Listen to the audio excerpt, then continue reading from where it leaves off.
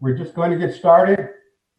I want our former student board member from Jordan High School who is now graduated, Keyshawn Yes, sir. Ford. Keyshawn, would you lead us in the pledge? Yes. All right. Please stand. All right. Place your right hand over your heart. Ready? I pledge allegiance to the flag of the United States of America and to the republic for which it stands, one nation, under God, indivisible, with liberty and justice for all. Thank you, Keyshawn. Thank you very much. Thank you. Thank you, Keyshawn. Okay. We welcome those who are here for purposes of addressing the board at the proper time and in the order of their request. For those who have not already submitted a request, we have provided forms in the back of the room and also have additional copies in front at the Assistant Secretary's position. If you wish to speak during the meeting, please fill out a form indicating your name and the agenda item you wish to address. You may also make a request to give testimony on an item not listed for discussion today. However, full discussion on any items not listed on the agenda will have to be delayed until such time as the item can be publicly posted in advance as a regular agenda item. If you wish to ask questions, please address them to the chair and not to individual members of the staff, board, or to the staff. The board has been meeting in closed session regarding matters listed on today's closed session agenda and wishes to report that no reportable actions were taken. Okay, public hearing. Resolution 072020-A, approving the notice of authorization to dedicate easement to Southern California Edison at Lindbergh Middle School. This is an information item. Do we open this up for discussion, Brett, for anyone who wishes to speak? Mr. President, we did not receive any comments for the Okay. Thank you very much. No comments. We will move on. Call for agenda items for separate action. Adoption of the agenda is posted. Move approval. Second. Discussion. Voice vote. All in favor. Ms. Craighead? Aye. Mr. Meyer? Aye. Dr. Benitez? Aye. Ms. Kerr? Aye. I vote aye. The motion is approved unanimously. Approval of minutes. Move approval. Second. Discussion. All in favor, voice vote. Dr. Benitez? Aye. Ms. Kerr? Aye. Ms. Craighead? Aye. Mr. Meyer? Aye. I vote aye. The motion is approved unanimously. Communications. We have communications. Let me call on Dr. Baker first. Good evening, Board of Education and community. At this critical moment in society, the centering of Black voices and perspectives is of utmost importance. The fight to end racism requires each and every one of us to take actions towards a more just and anti-racist society as individuals and as organizations. As our entire community works to acknowledge, to listen, to convene, and to catalyze, tonight is an opportunity to uplift the voices of members of our Black community. I wish that I could say that LBUSD has been immune to racism, but that would not be true. As we work to address the pandemic and the greater challenges facing our vulnerable communities, including the Black community, we must acknowledge that not all of our children are well. Despite the multitude of efforts over decades of work, we are still here in this moment when we must come together in service to all of our children.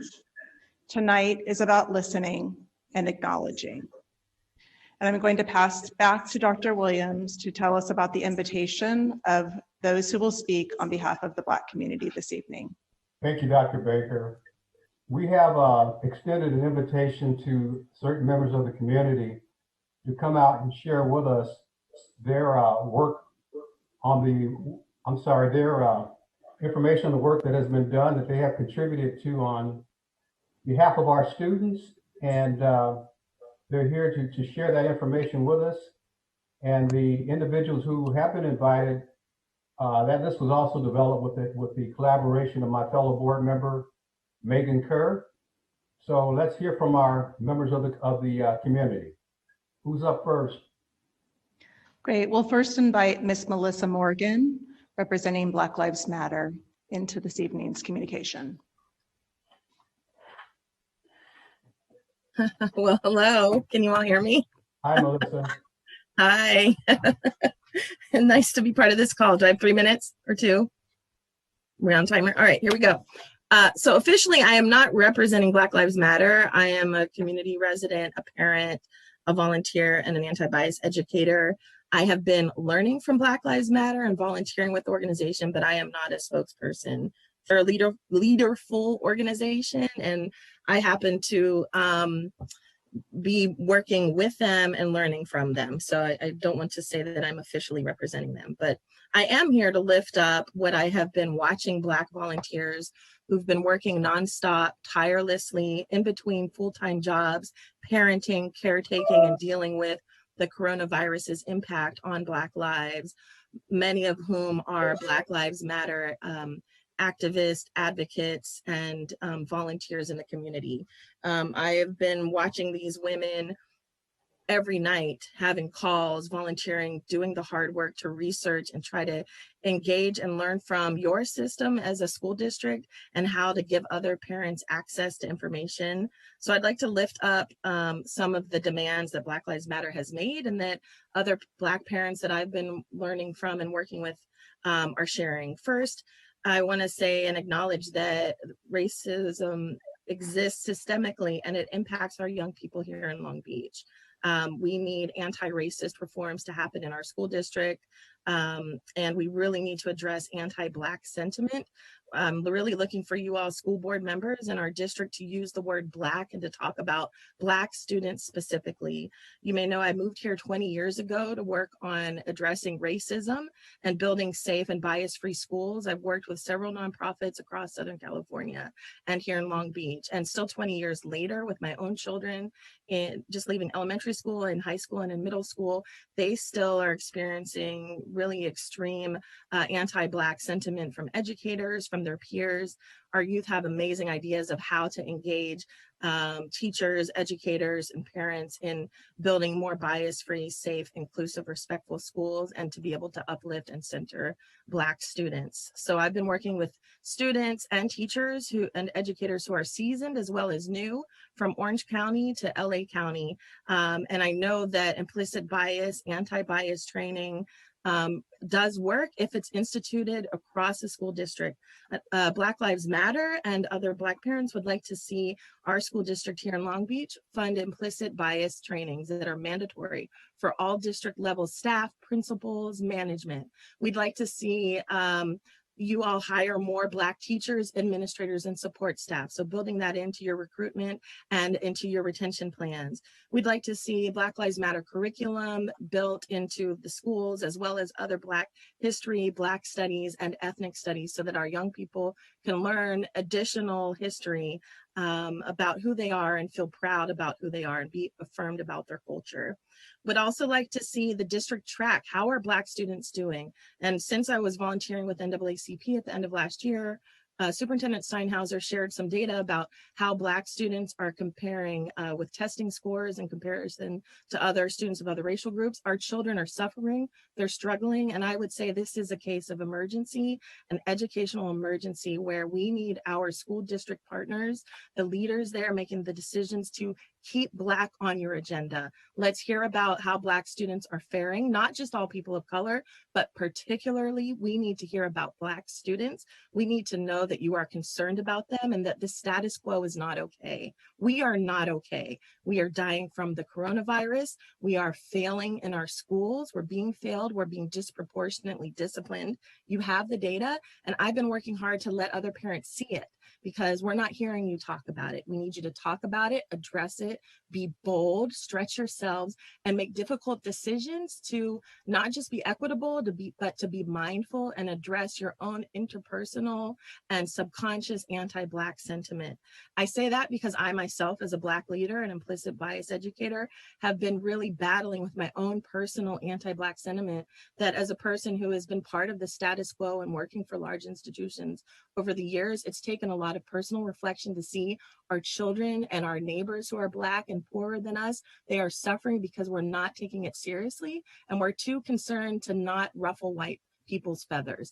I've been called by Black leaders, told that I need to not call white people white people. There are a lot of sensitivities from older Black leaders in our community, and I think it's time for them, for anyone on the school board and for folks working in the school board to really look deeply at what are our younger generations saying, what is the movement they want to be part of.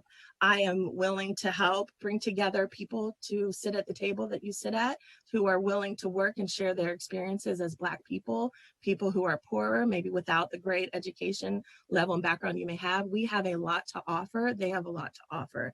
We'd like to see the CIAP group to really do some work to stretch and find ways to involve all parents of all socioeconomic backgrounds into this African American support group. We'd like to see culturally competent academic and socio-emotional counselors, nurses, and other social workers and behavioral specialists hired, particularly Black people, and mandate restorative transformative justice programs. I've seen firsthand the power of this work, but it takes an incredible investment in building and shifting a culture around restorative justice. I'm working with someone in Northern California. I've worked with restorative justice work in Orange County. There are incredible resources here who are ready. We've got CCEJ and other organizations, but you have to be willing to put the funding there. When I came here 20 years ago, money was put aside for the CCEJ Building Bridges Camp program. My high school student's now a youth leader there, and she is dying to see this program happening on all the schools and with the leadership bodies of the schools. Melissa, you got to call time in another minute. Oh, great. It's called, I didn't hear it. Great. Well, I think I've gone through everything. So keep Black at the forefront. I really look forward to seeing how you lead this way.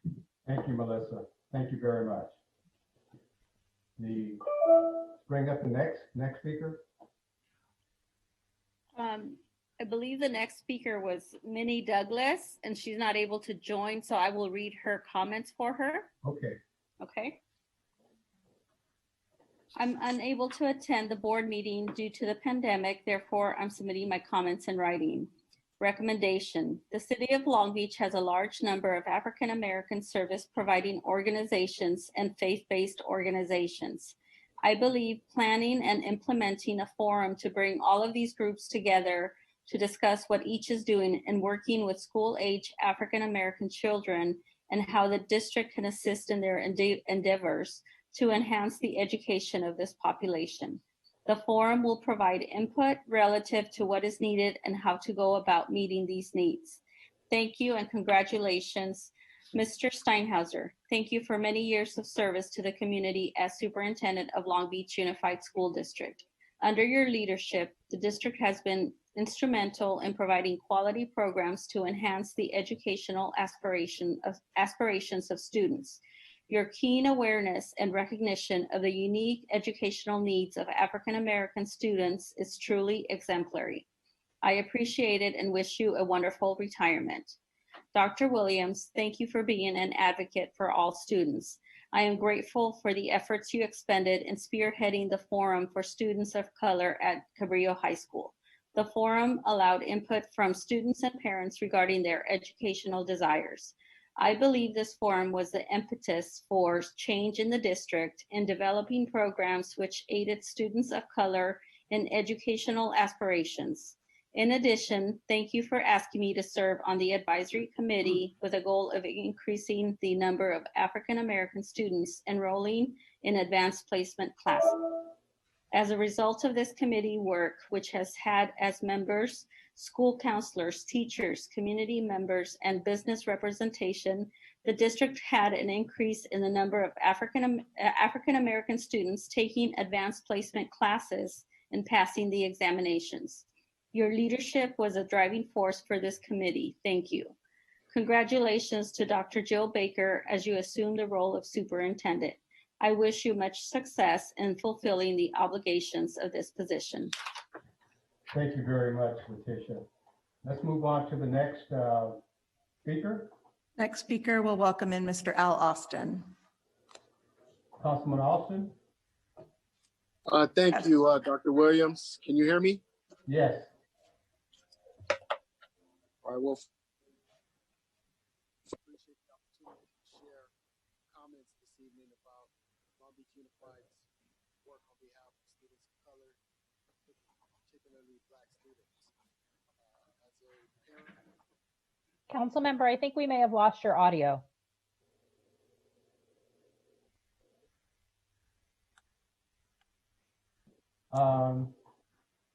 We'll let him get back on track. Let's go on to the next speaker, and when he's ready, we'll bring him up.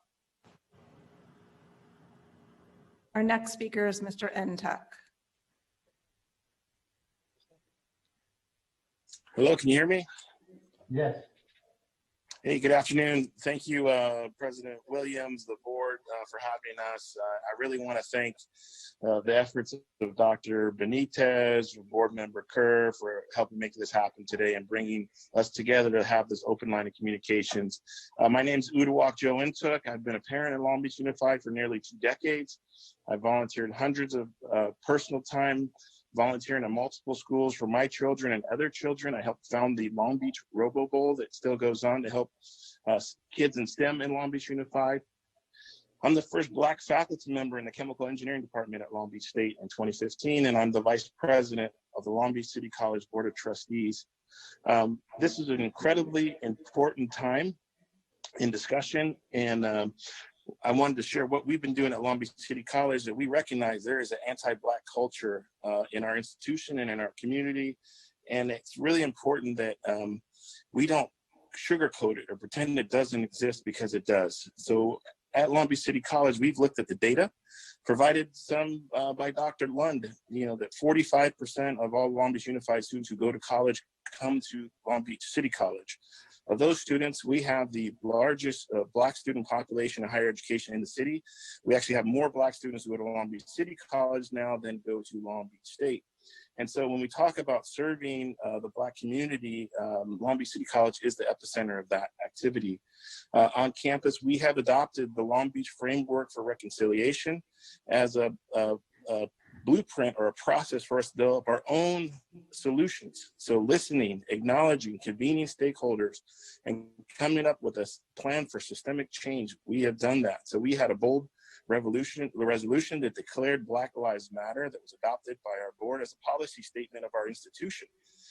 We did that so that there's no uncertainty about where do we stand in these unprecedented times.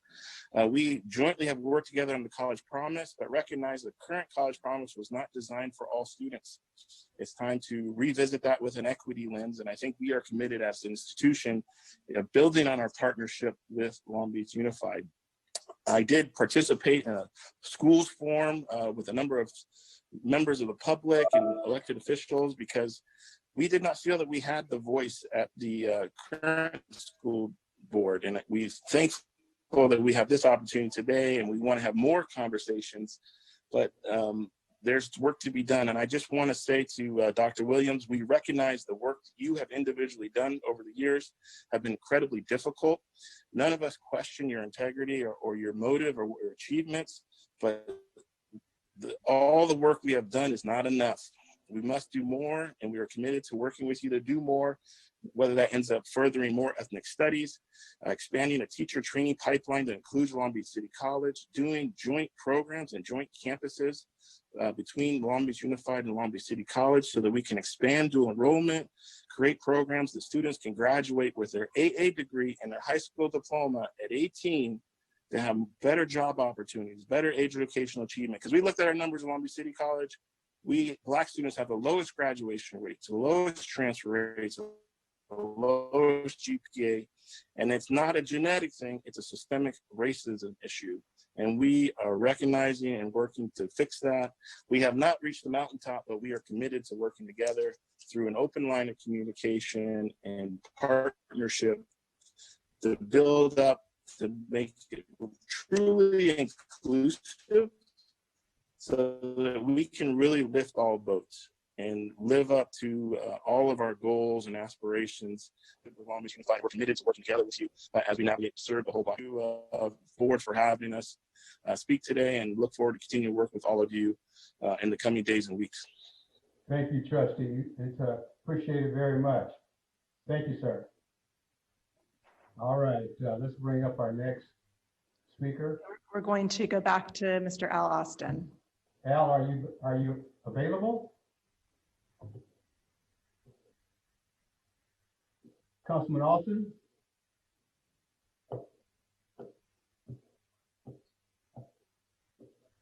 Okay, why don't we move on, and if we can get Councilman Austin back, we will allow him to come back in and make a few remarks. Let's move on the agenda. We have him on the line, Dr. Williams. We're just having trouble getting him from the Zoom waiting room into the Zoom. So, oh, okay. What's the situation? We'll come back to him. I think there he is. Okay, Al? Okay. Yeah. We see you're muted. Okay, you're not muted now. We can't hear you.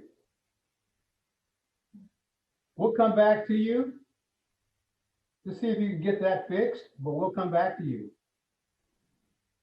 Okay? All right, well, welcome in former Jordan High School student, recent graduate, Kashan Offord. Hello. Hi, Kashan. How are you all? Good, and yourself? Good. Can you all see me? We don't see you. Okay, perfect. Just making sure. Okay, so as a student in this district for many years, I've learned many life skills, and I have met many lifetime friends, and I have been given access to tons of education and connections to help me not only as a student, but after school, like as in college or just in life in general. The staff are always friendly and willing to help with whatever. It may not be school, it might be something that's going on at home or something that, you know, I might have needed push help with. I always look forward to the newsletters because it keeps me up to date on what's going on inside the district and sometimes out of the district. And I have been given many opportunities through many staff members such as yourselves here. And I'm very, very excited to start my college journey, so that I can be able to join you guys and being a staff member of a part of the district. Sorry. Okay, now we have your video. Anything else you want? Anything else you want to add, Kashan? No, not really. I think. Okay. I just want to thank you all for the opportunities that you've given all of us as students. So, are you attending college now? Yes. Where are you going? In a few weeks. Long Beach City. All right. Okay. You want to UWA student? Yes. Is he treating you okay over there? Yes. All right. Thank you. Thank you for that Thank you. report. Thank you very much, Kishan. Al, are you with us now? I am. Can you hear me? We still can't hear you, Al. Wow. Can't hear you. We'll come back to you. Thank you, Kishan. All right. I can hear you, Al. It's just really soft. So you can if you could get closer to your mic, that might work out. His mute button is still up, still on. Okay. Your mute button's on.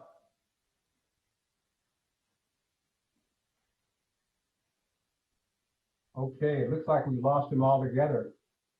Wait, no, he's there. Try one more time, Al. Is that him talking now? Right there. Echo? This is me. Can you hear me now? We got you, Al. All right. Oh, Let's hear it. well, I'm sorry. I just want to thank you for the opportunity to address our Long Beach Unified School District, our faculty, our team, teachers, our students, and support staff this evening. You all make a big difference in the lives of thousands of children throughout our district every day. And I really want to just salute you all for having this conversation. I think it's very, very important, particularly recognizing the time, the cry, the moment that we are in. This is a pivotal time in our city's history, our nation's history, and this is an opportunity, I believe, for our school board and school district to continue improvement, but be bolder at the same time. I've had an excellent relationship with the school district. My wife and I, we have been extremely involved with education of our children through our PTAs, but also extra involvement with our schools in our community. It's important. Our schools are a place where it all begins for students and families, and it's core to delivery of every level of social and educational support that we can possibly have. I want to just commit that City of Long Beach obviously is a partner and a strong partner, but I've enjoyed great partnerships with the 9 schools in my district, 9 Long Beach Unified Schools, including elementary, middle school. Unfortunately, we don't have any high schools, but we feed into the parental involvement is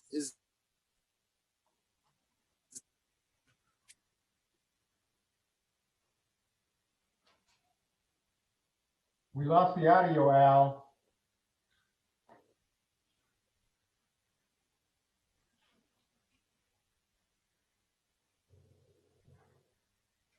opportunities.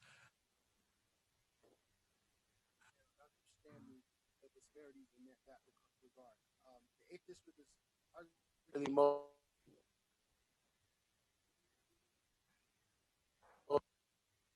Yeah, Al, you're going in and out. schools and low Okay. involvement.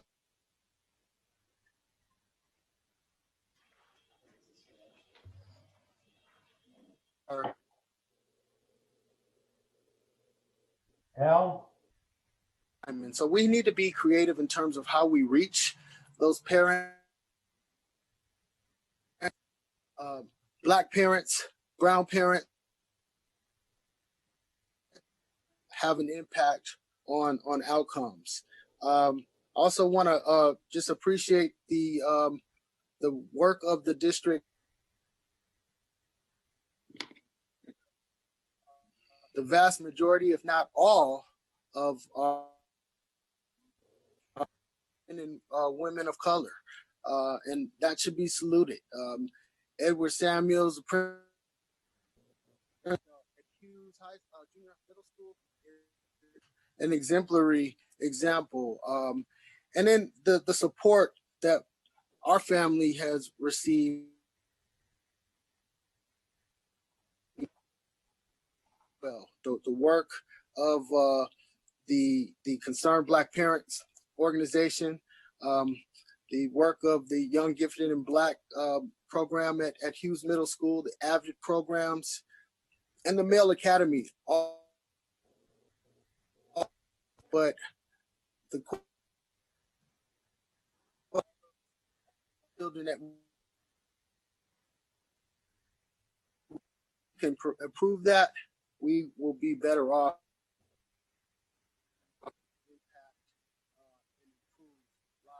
of Black children in our district and throughout our city.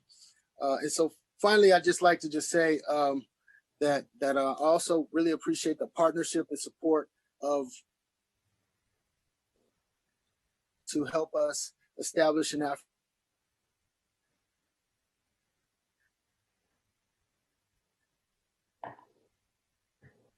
our Black students celebrate the culture and to know that they have a place and space here in the city. And to the extent appreciate President Felton Williams. I know he's the current president of the board of that organization. Out of his time and sweat equity to getting that off.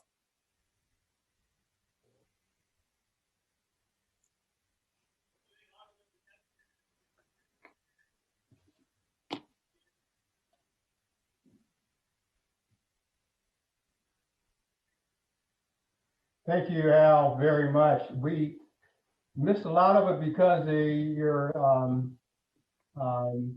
audio kept going in and out, but we did capture some of that, and we appreciate the time that you've taken to come in and make your remarks. Thank you very much. Who's our next speaker? Thank you, Al. Just want to see if Pastor Wayne Cheney came into the waiting room. Is he here? Not at this time. So our last speaker will be Mr. Lynn Tatum. Good evening, everyone. Can you hear me? Yes. Can you hear me? Yes. If you notice, I'm actually sitting in front of the LBUSD building right now. So if I get an opportunity, I'll explain why. First, I want to say good afternoon on behalf of Black parents in LBUSD. Although I'm still unsure of the purpose of me speaking during this time, I do appreciate the opportunity to speak. From listening to those who have spoke before, it's been a combination of those praising past efforts, and I've heard little sharing of experiences of Black experience, although I thought that was part of the conversation, supposed to be part of the conversation. One thing that I wanted to talk about is parent engagement, or lack of parent engagement, especially when it comes to Black African-American parents.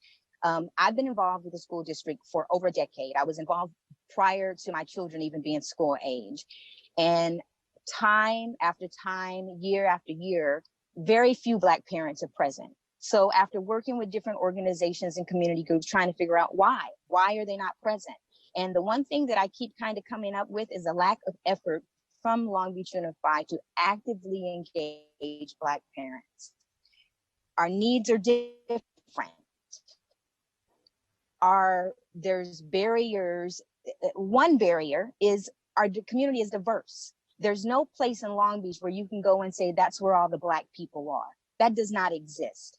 And we are of diversity from economic levels all the way to education levels. So often when we talk about parent engagement, specifically with African-American parents, the district tells us to participate with the Coalition of Involved African-American Parents. That group, that organization, although it serves a purpose and it provides information, it is not the group that is resolving many of our ills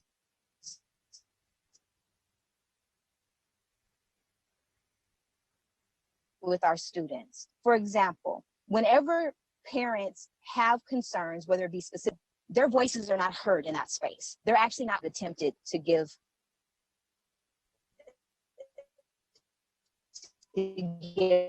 commentary. So I would like to ask the district that when we do, as parents come to you and ask you to hear our voice, please don't direct us to CAP. That is not the answer. When we ask you why our test scores are still low, please don't say CAP is the solution, because it's not. They're of a different population, the population based upon college path, or they have a different education. I have participated in the LCAP community group. This is an agreement between community organizations and LBUSD. Since 2018, 3 community forums have been held and 1 community dialogue with an expert in education equity. The purpose of these were to help engage parents that have traditionally not been part of the LCAP process. Parents that have not been part of that process are African-American parents. It's also been a space for parents to learn about the complexities of that process. Again, who's been absent in that process? African-American parents. But one thing that has been very bothersome is when you have an African-American board member that has not been present. Those that are part of our leadership are not present. So I would just like the board, and I hope that whoever our new electeds are, that they are being mindful of the community and they're being engaged with the community. Because if you want us to be engaged, which we need to be, we need you to be engaged with us. So why am I sitting in front of the building right now? Since we have entered into this COVID period, the community's voice has not been able to be heard live. So please, as you move forward, please make sure that you make an effort, just as this effort has been made for the African American community to speak today. Please make sure you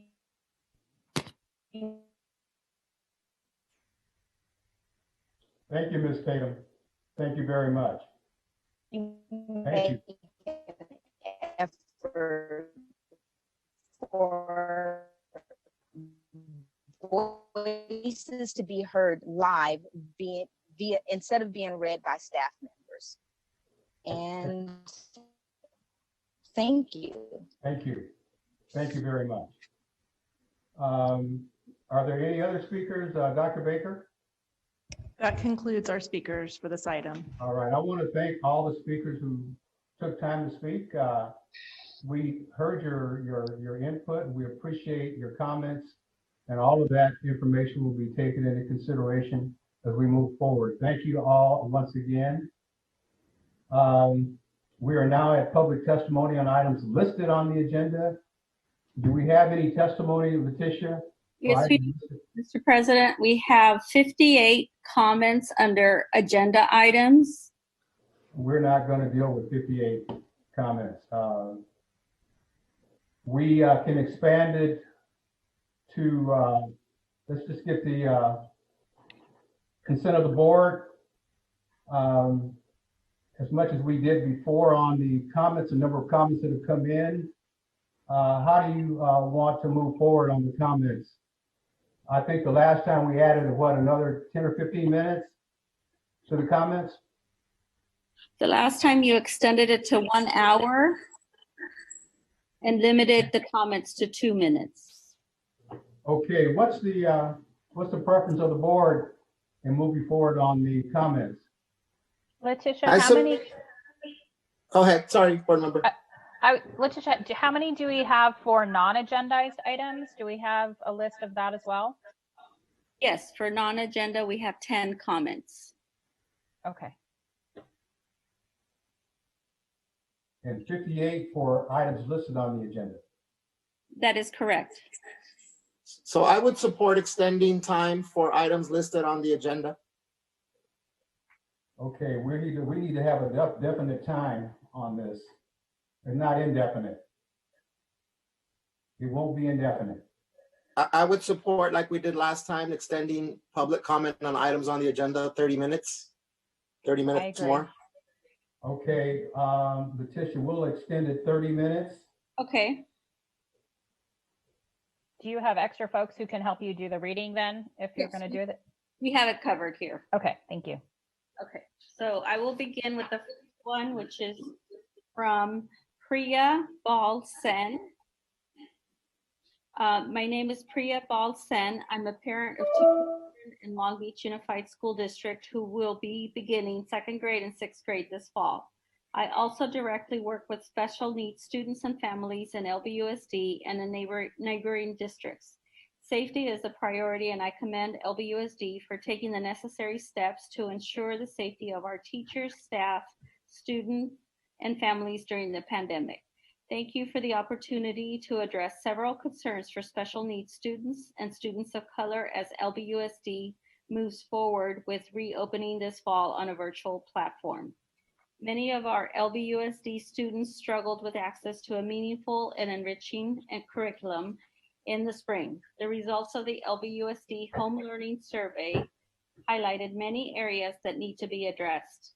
The survey results confirm that LBUSD must do more to ensure that our most vulnerable students are not left at the end of the pandemic with academic gaps that cannot be corrected. Although the district coordinated Chromebook distribution, many students unfortunately continue to face difficulties with technology access. Students reported internet issues and that they needed to share a computer. Our Hispanic, African American, and Pacific Islander students reported the greatest challenges. Students indicated that they faced difficulties with having a quiet place to work, that they were required to care for siblings, and that they did not have an independent tech device and were therefore required to share a computer. Parent survey responses were notably low and ranged from 17% in District 2 to merely 31% in District 5. Low survey results invariably lead to a conclusion that the survey results at a higher percentage of participation would have led to results reflecting even greater disparities. Survey results tell us that 30% of students did not receive live learning and 40% did not speak with classmates. 42% of students were unmotivated with their curriculum. Spring online learning must be improved upon as we move into another period of online learning. How do we move forward? LBUSD must comply with the state budget setting a standard for fall instruction. Specifically, daily live interaction is now mandated and is a crucial component of an effective online curriculum. Students need an online curriculum to stay engaged and obtain the most out of their online time. The district must work towards preventing student disengagement. Students should not face an unreasonable amount of homework assignments to comply with the minimum instruction requirements set forth in the budget. Instruction time must be meaningful and should be comprised of live teacher instruction and only enriching assignments. Ongoing outreach by the district should be provided. Okay, time is up for this one. Our next speaker is Lisa Marie Tobin. I am writing for you to reimagine education. Please divest funds away from police in your schools into students. Black students are disproportionately affected by the police presence in schools. It reinforces the school to prison pipeline and criminalizes them before they even have the choice. I am writing to demand you acknowledge the existence and impacts of systemic racism within LBUSD. Full inclusion and equity in determining the educational priorities and academic planning for Black youth and students in Long Beach, including agency over LCAP resources and any others issued to Long Beach City based on the disproportionate Black experiences and demographics within the city. Hire more Black teachers, administrators, paraprofessionals, and support staff. Hire culturally competent academic and social-emotional counselors, nurses, non-carceral social workers, and behavioral specialists. Fund art, music, science and technology, ethnic studies, physical education, and after-school programs. Mandate Black and ethnic studies. Incorporate Black Lives Matter in schools curriculum. And LBPD contracts with LBUSD and get school resource officers, the police, out of schools. End zero tolerance and out-of-school suspension. Require schools to report demographics on school discipline. Provide alternatives to student discipline such as restorative, transformative justice programs. Make space for student-led bodies to provide input on school district decisions. Provide the full range of services to special education and academically deficient students. Thank you. LBUSD. My name, next one is Kayleen from District 3, and she lives in zip code 90803. I would like to make a public comment in support of Black children in LBUSD and prioritizing them. LBUSD can defend Black students by acknowledging the existence and impact of systemic racism within LBUSD. This is not about reconciliation, but reckoning with the Black community and initiating action. Action includes full inclusion and equity in determining the educational priorities and academic planning for Black youth and students in Long Beach, including agency over LCAP resources and any others issued to Long Beach City based on the disproportionate Black experiences and demographics within the city. Hiring more Black teachers, administrators, paraprofessionals, and support staff. Hiring culturally competent academic and social emotional counselors, nurses, non-carceral social workers, and behavioral specialists. Funding art, music, science and technology, ethnic studies, physical education, and after-school programs. Mandate Black and ethnic studies while incorporate Black Lives Matter in schools curriculum. And LBPD contracts with LBUSD and get school resource officers, the police, out of schools. And zero tolerance and out-of-school suspension. Require schools to report demographics on school discipline. Provide alternatives to student discipline such as restorative, transformative justice programs. Make space for student-led bodies to provide input on school district decisions. Provide the full range of services to special education and academically deficient students. To match this current climate and moment in this larger civil rights movement, it's not a question of whether these demands need to be met immediately, but why has it taken this long?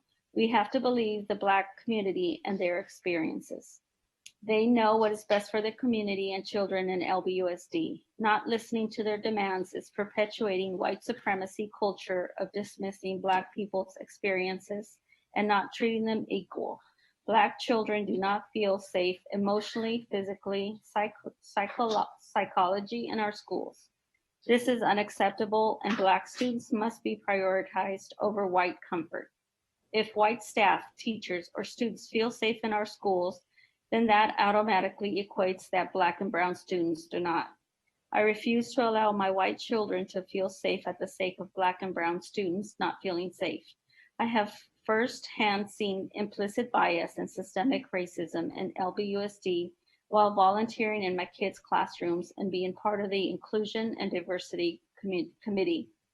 Now is the time to reimagine and implement what safety in schools for all really looks like. That is meeting each of those demands today. Thank you. Marta Cota.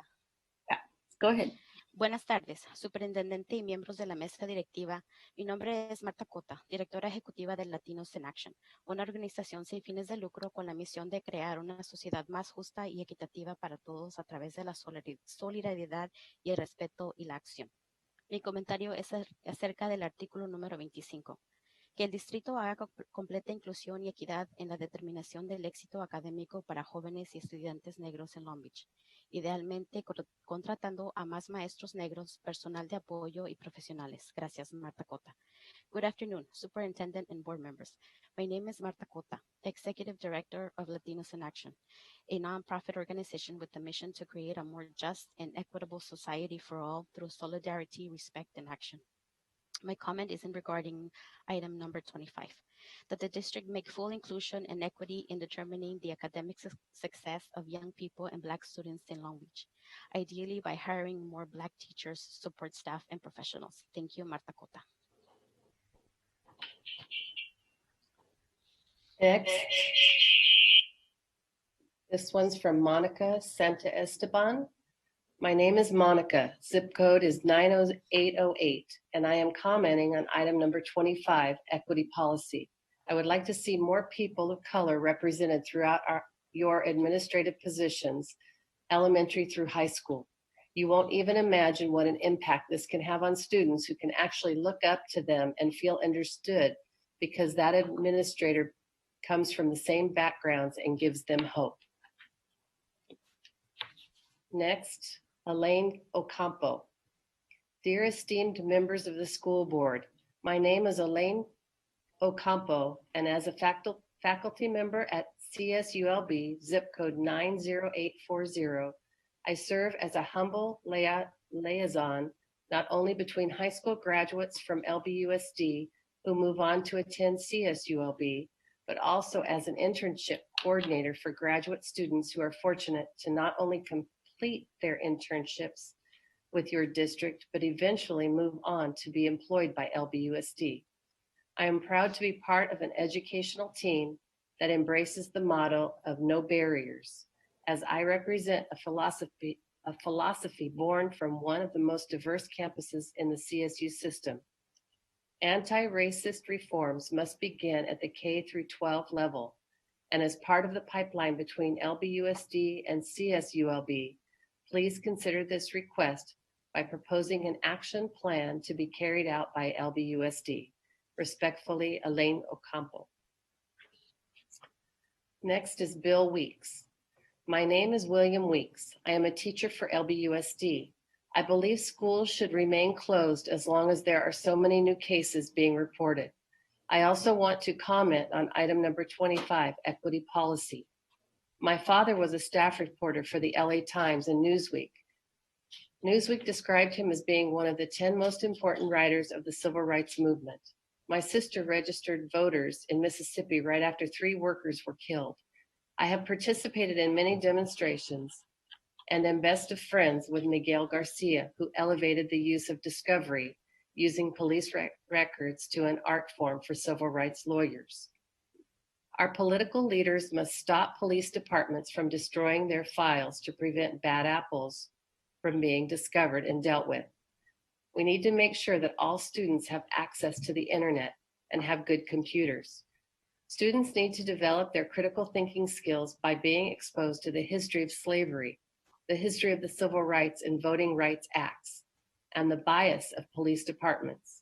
LBUSD must take a public stand that Black Lives Matter and incorporate Black studies at all age levels. I stand with all of the below.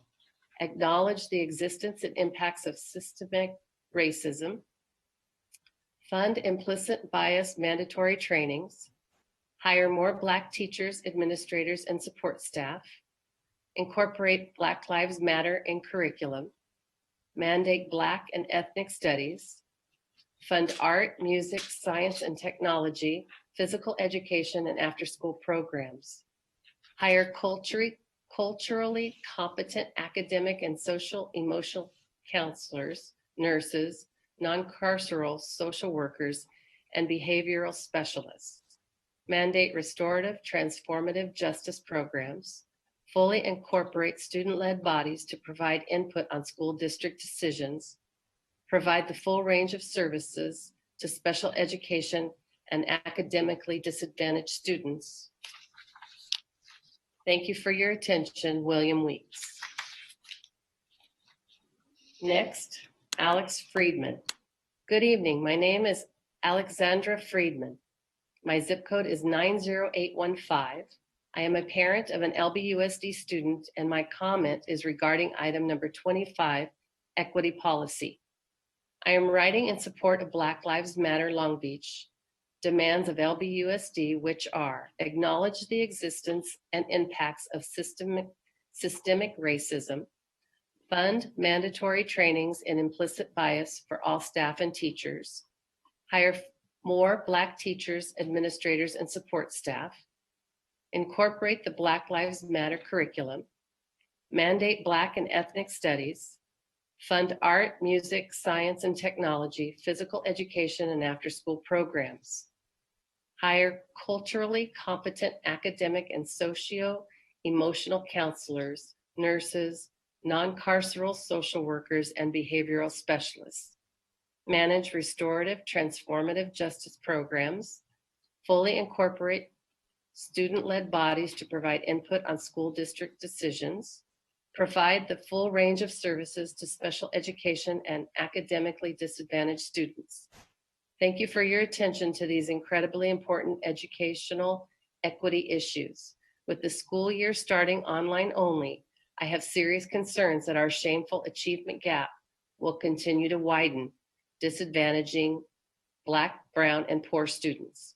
It is crucial to make these changes now and do all that we can to create a safe and just educational system for all students.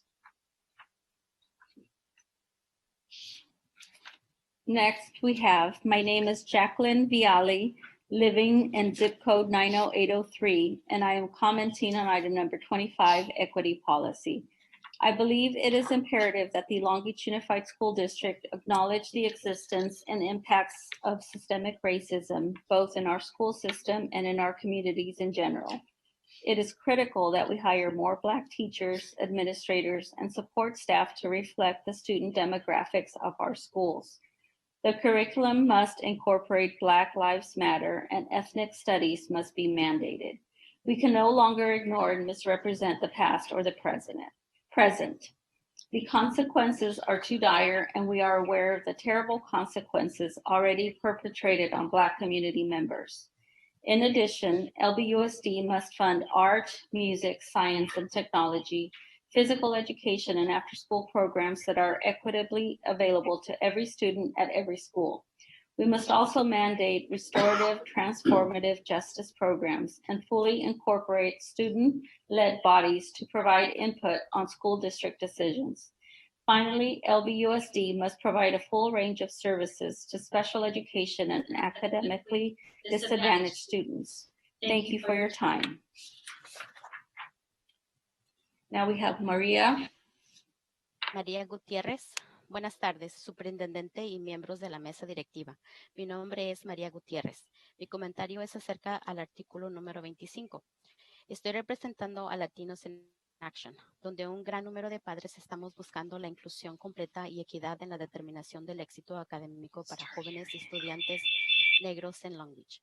Como padres queremos expresar nuestro descontento por la falta de equidad para los estudiantes negros. Superintendente y miembros de la mesa directiva, escuchen la voz de los padres. Es triste sentir que la equidad no llegue a ser parte importante en su política educativa para el éxito académico. Gracias, María Gutiérrez. Good afternoon, Superintendent and board members. My name is Maria Gutierrez. My comment is about item number 25. I am representing Latinos in Action, where a large number of parents are seeking full inclusion and equity in determining academic success for Black youth and students in Long Beach. As parents, we want to express our dissatisfaction with the lack of equity for Black students. Superintendent and board members, listen to the voice of parents. It is sad to feel that equity does not become a major part of your educational policy for academic success. Thank you, Maria Gutierrez. Next, we have Melissa De Mayo. My name is Mel, and I'm a parent of 3 LBUSD students, and we reside in the 90713 zip code. I also work as a Title I school at a Title I school in a neighboring district. The teachers that my children have been astounding, and I am pleased. I was at a Long Beach community forum recently and was speechless when I heard about other students and families' racist experiences at other schools in our district. I am here to support LBUSD, but I am also concerned about equity policy number 25. Anti-Blackness in LBUSD is of great concern, particularly the existence of systemic racism that directly impacts our students. I wonder why Black Lives Matter has not yet been part of the curriculum, how standardized testing impacts our marginalized communities, and why implicit bias and anti-racist trainings are not mandatory to ensure accountability among staff members. If the students and alumni are voicing what they have seen related to racism and anti-Black sentiment, it is not our role to investigate and be altruistic. Also, are there forums where student-led bodies can provide input on school district decisions? These decisions affect them directly. Why not include their input? Also, the funding of art, music, STEM, PE, and are so impactful in a child's learning, especially for our students that are multimodal learners, such as those in special education. Not every student learns by just hearing it. Many require motor movements, visuals, audio, music, and melody, kinesthetic touch. Any other question is, do we have staff in giving disciplines that our students need? Counselors, behavior specialists, school psychologists, social workers as needed, seem pertinent for every school, and these staff members should be culturally competent. Additionally, why are Black and ethnic studies not a requirement starting at the elementary school level? In reaching out to other districts and educational leaders in the ethnic studies movement, below are 3 recommended research-based practices. Adoption of resolution number 19/20-3353 ethnic studies requirement. We ask for the district to join a growing number of local districts: Los Alamitos, Anaheim Union, Santa Ana, Anaheim City, Rancho, and LAUSD, and follow the state's recommendation to require ethnic studies. Ethnic studies focus on 4 historically defined racialized groups: African Americans, Native Americans, Asian Americans. Okay, time is out. Next, we have Jeanette Carbone. Dear members of the Board of Education, on June 5th, 2020, the Wall Street Journal printed an article named "The Results Are In for Remote Learning. It Didn't Work." Described as a complete failure for our children, remote learning resulted in diminished scores in math and reading. Despite poor results, teachers continue to get full salary and benefits. My daughter received 3 hours of online instruction every week. There was no feedback on the tedious work she did at home, no testing, no grading, and no performance evaluation. Many essential workers, such as police officers, first responders, and even supermarket workers, had to work in person. Why are teachers not held to that standard? Is our children's education not considered essential? Since teachers are paid from our tax-paying dollars, they should be responsible to us and our kids. Why should we pay them when they fail to deliver quality education and not provide a full educational day? Even if teachers receive some instruction on how to be more efficient at online teaching, it does not solve the problem on the other end. Number 1, children in abusive households whose safety relies on returning to school. Number 2, households with multiple children who lack sufficient computers or have poor internet access to support everyone in the house that is now online. Number 3, parents who must work and cannot provide the time needed to teach and guide their children. Number 4, special needs children who rely on instruction by teachers capacitated in their special educational needs. Why isn't the same effort being put forth for a safe return to the classroom as you have done for developing an online curriculum to meet the needs of Governor Newsom's, quote, more rigorous distance learning, end of quote? Why do these parents who prefer and can have their kids at home be accommodated, but those parents that want and need their kids to go back to the classroom have no option at all? The board is bowing down to the Teachers Association. I have spoken to various administrators I know who agree that kids should be in the classroom and want teachers there as well. However, it is the Long Beach Teachers Association who declines it. They were upset that Dr. Jill Baker sent out the notice about 3 potential options for the upcoming school year when the Teachers Association had not approved it. I ask you, members of the board, who is in charge? If kids are returning online, how will you ensure standardized instructions for all children throughout the district? Will they provide testing, grading, and feedback? Without this, it is futile, and teachers can get away with not teaching if they cannot monitor our kids' progress. This is another issue with online instruction. Time is up. Next, we have Tova Puzzle. LBUSD Board and Superintendent Jill Baker. I sat on a call 10 days ago and listened to atrocities that came occurring today to diminish, shame, and harass children of color.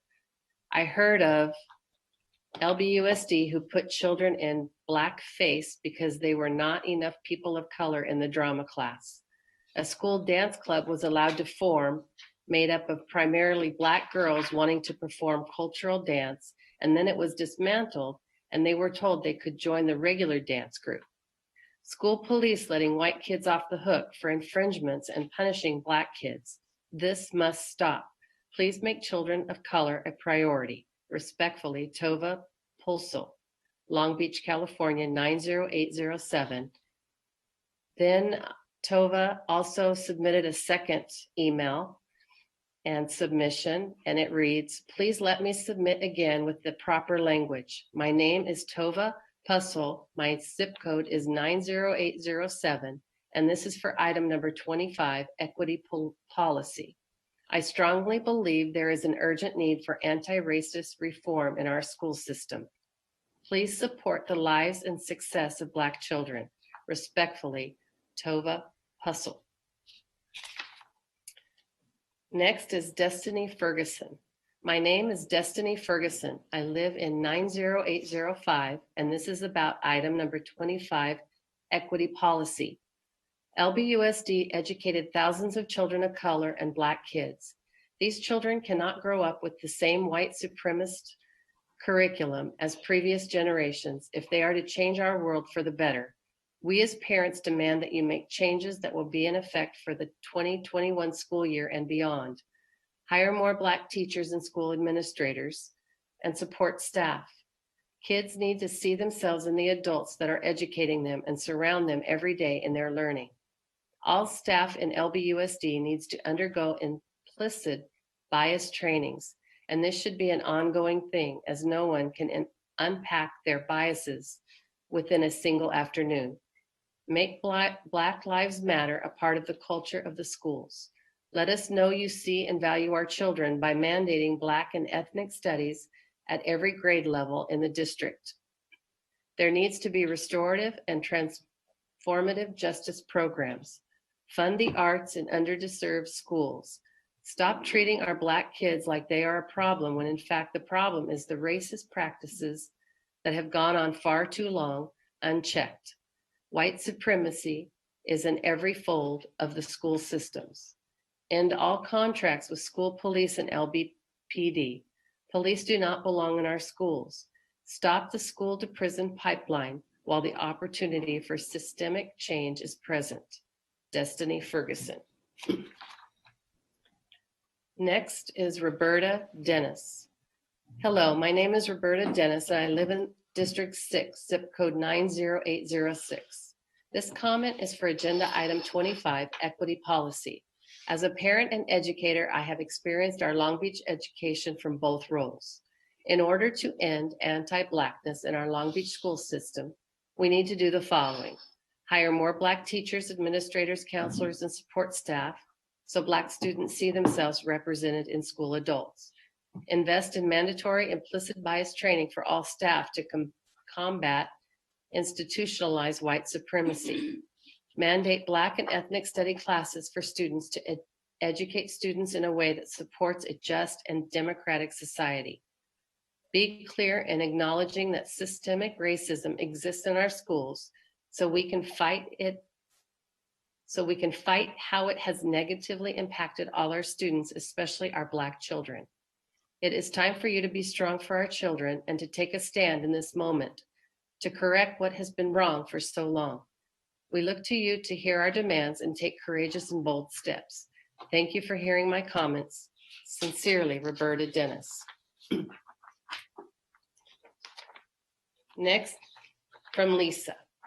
Hello, my name is Lisa Klimas, and my zip code is 90808. Please consider the following for item 25, equity policy. Gloria Ladson Billings, 2006, explains that the achievement gap, i.e. disparities in standardized test scores between Black, Indigenous, people of color, and white students, is one of the most talked about issues in the U.S. education. She explains that a focus on this gap is misplaced. Rather, we have an education debt that has accumulated over time, including historical, economical, social, political, and moral components. Our school systems are not serving our Black, Indigenous, and people of color by design. They are built on foundations of anti-Blackness and white supremacy that we need to disrupt. We need to transform the underlying systems that created this achievement gap to take up our ethical responsibility, to halt business as usual, center Black voices and Black grassroots movement leaders, and transform our education system. Specifically, I join the call for LBUSD to hire more Black teachers, administrators, counselors, and support staff, and create environments that retain Black staff and invest in the pipeline of Black educators. Fund art, music, science, and technology, physical education, and after-school programs. Hire culturally competent academic and social emotional counselors, nurses, non-carceral social workers, and behavioral specialists. Mandate restorative, transformative justice programs. Fully incorporate student-led bodies to provide input on school district decisions. Provide the full range of services to special education and academically disadvantaged students. Acknowledge the existence and impacts of systemic racism and anti-Blackness. Fund implicit bias mandatory trainings. Incorporate Black Lives Matter curriculum. Mandate robust and ambiguous Black and ethnic studies.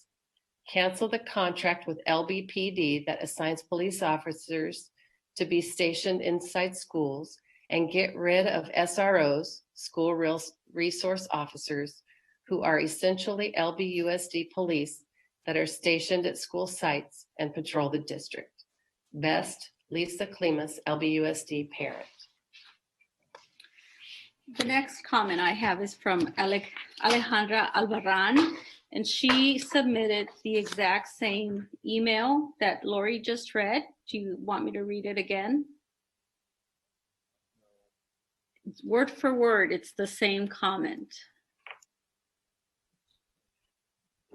I don't know if I need you to read it again, but just if you could clarify her name again so that her name is on the record. Alejandra Albarran, her zip code is 90808, and this is for item number 25, equity policy. And it's exactly what Lori just read. Beginning with Gloria Latson Billings, 2006, explains that the achievement gap, i.e. disparities in standardized test scores between Black, Indigenous. So it's exactly the same message. Should I read it all then? I think acknowledging her is sufficient. Okay. Next, we have Brenda Silvertooth.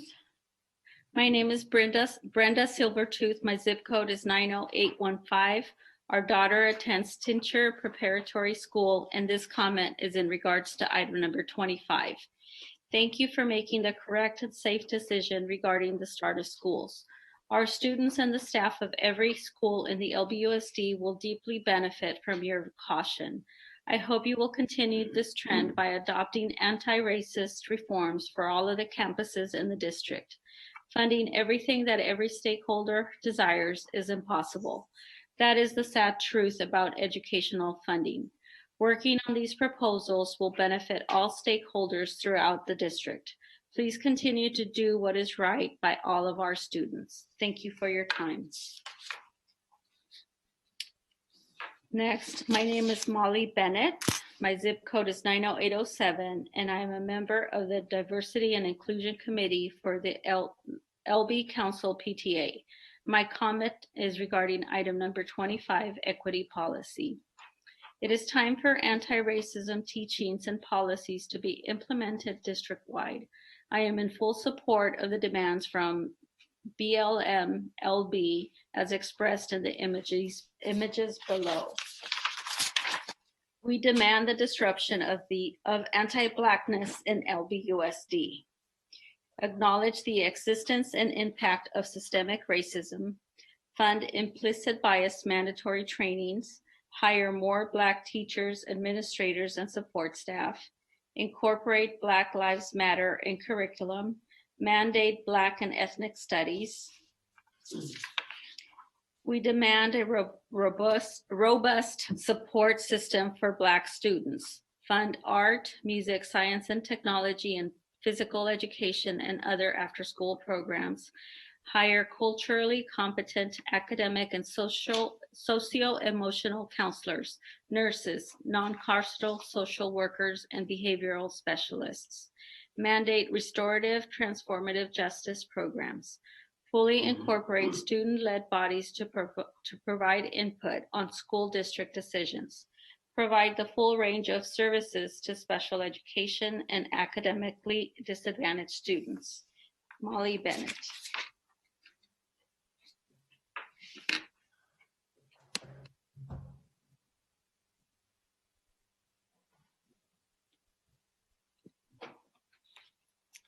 Next, Brianna Hinga. Hi, my name is Brianna Hinga. My zip code is 90802, and this is for item 25, equity policy. Gloria Ladson Billings, 2006, explains the achievement gap, i.e. disparities in standardized test scores between Black and white, Latinx and white, and recent immigrant and white students, is one of the most talked about issues in the U.S. education. She explains that a focus on this gap is misplaced. Rather, we have an education debt that has accumulated over time, including historical, economic, socio-political, and moral components. Our school systems are not serving our Black, Indigenous, and people of color by design. They are built on foundations of anti-Blackness and white supremacy that we need to disrupt.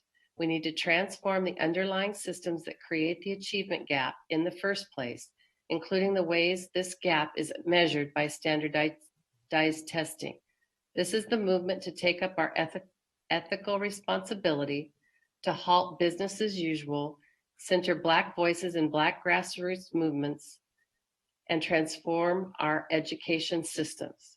So specifically, I join the call for LBUSD to hire more Black teachers, administrators, counselors, and support staff, and create environments that retain Black staff, and invest in the pipeline of Black educators. Fund art, music, science, technology, physical education, and after-school programs. Hire culturally competent academic and socio-emotional counselors, nurses, non-carceral social workers, and behavioral specialists. Mandate restorative, transformative justice programs. Fully incorporate student-led bodies to provide input on school district decisions. Provide the full range of services to special education and academically disadvantaged students. Acknowledge the existence and impacts of systemic racism and anti-Blackness. Fund implicit bias mandatory trainings. Incorporate Black Lives Matter in curriculum. Mandate robust and ambiguous Black and ethnic studies. Defund LBPD. Cancel the contract with LBPD that assigns police officers to be stationed inside schools. Get rid of SROs, who are essentially LBUSD police that are stationed at school sites and patrol the district. Hire nurses, behavioral therapists, school psychologists, counselors, etc., etc. I am willing to support with these calls in any way I can. Thank you, Brianna Hinga, PhD, Associate Professor of Clinical Education, University of Southern California. Next, Tonia Reyes Uranga. I appreciate the effort of reaching out and scheduling a time to hear from our Black community, and I hope that this is not just an agenda item to say we listen and then move on. We all know the shameful numbers related to the achievement gap for our Black students, and let us not forget the English language learners, Pacific Islanders, and special ed students that join them in that extensive gap. As a resident of Area 2, I see families that should reflect the priorities of the district. Area 2 is home to a strong Pacific Islander, Cambodian, and Filipino population, a very large Latino population, many with English language learners in their households, and a strong, long-standing Black community. This is what LBUSD looks like. And if we all agree that all our students matter, then we must look at our budget priorities and match them with our student priorities. If our Black students matter, then we should ensure that LCAP and Title I dollars are directed to the individual students that need them most. Work hard to increase stakeholder engagement, especially for Black parents, in all aspects of the district decisions, especially in special education. Establish a hiring plan that includes affirmative outreach and hiring to people of color as administrators, paraprofessionals, support staff, and especially Black teachers. Provide alternatives to student disciplines such as restorative, transformative justice programs. Require schools to report demographics on school discipline. Hire culturally competent academic and socio-emotional counselors, nurses, and behavioral specialists. Expand ethnic studies to include Black studies. Reassess the definition of a secure campus to include the social, emotional well-being of our students that rely more on the health and welfare of our students than suppression and discipline. By prioritizing our students of color, we prioritize all students. We need to change the way we look at our district and the way our money is allocated. It begins today. Tonia Reyes Uronga. Next is Cesar Armendariz. My name is Cesar Armendariz, zip code 90804, and I am commenting on item 25, equity policy. It has been refreshing to see a couple hundred LBUS teachers join a book club to tackle their own implicit bias and to tackle the institutional racism within our educational system. Props to Dr. Baker and Mr. Steinhauser for supporting these teachers wholeheartedly, even going as far as purchasing the books for them. Thank you, board members, for joining Zoom calls and online forums to learn about the Black struggle and to find new ways to support Black children. No one can deny that. Even in the midst of a pandemic, there is something special and beautiful happening globally and locally here in Long Beach. The community is stepping up and community leaders are responding to the movement, to the moment. And yet, it is also clear to me that our moment of reconciliation has not yet arrived. I have not seen LBUSD officially acknowledge that systemic racism is real and that it is ingrained in our public institutions, including our own school district. I am hopeful that the reason this has not yet happened is because LBUSD is listening and wants to get it right. But if that's the case, I have two suggestions. First, don't take the microphone away from the Black moms, dads, and children whose voices are bringing so much healing and engagement to communities that have been left out. Their ideas, complaints, and suggestions are sparking conversations that will lead to meaningful progress and educational justice. It's unfortunate that the district and some of its representatives have responded with public statements focusing on the progress the district has made over the past couple decades. It's true, LBUSD has made a lot of progress and has led the nation in many areas. But in this moment, such a public focus on the achievements of the past have become walls that protect the status quo, while unintentionally dismissing the pain and the real struggles that children are currently facing. Let the children have the microphone while you turn up the volume so that the whole country can hear their pain. Take a step back and allow the progress that the district has made over the past couple decades to organically become a platform for these children to stand on and rise up. The second suggestion I have for the district is to present to the public your vision for the future of Black children. For example, does the district believe that it is possible to do away completely with the racial achievement gap? Do you believe that we can completely dismantle the school to prison pipeline? Time's up.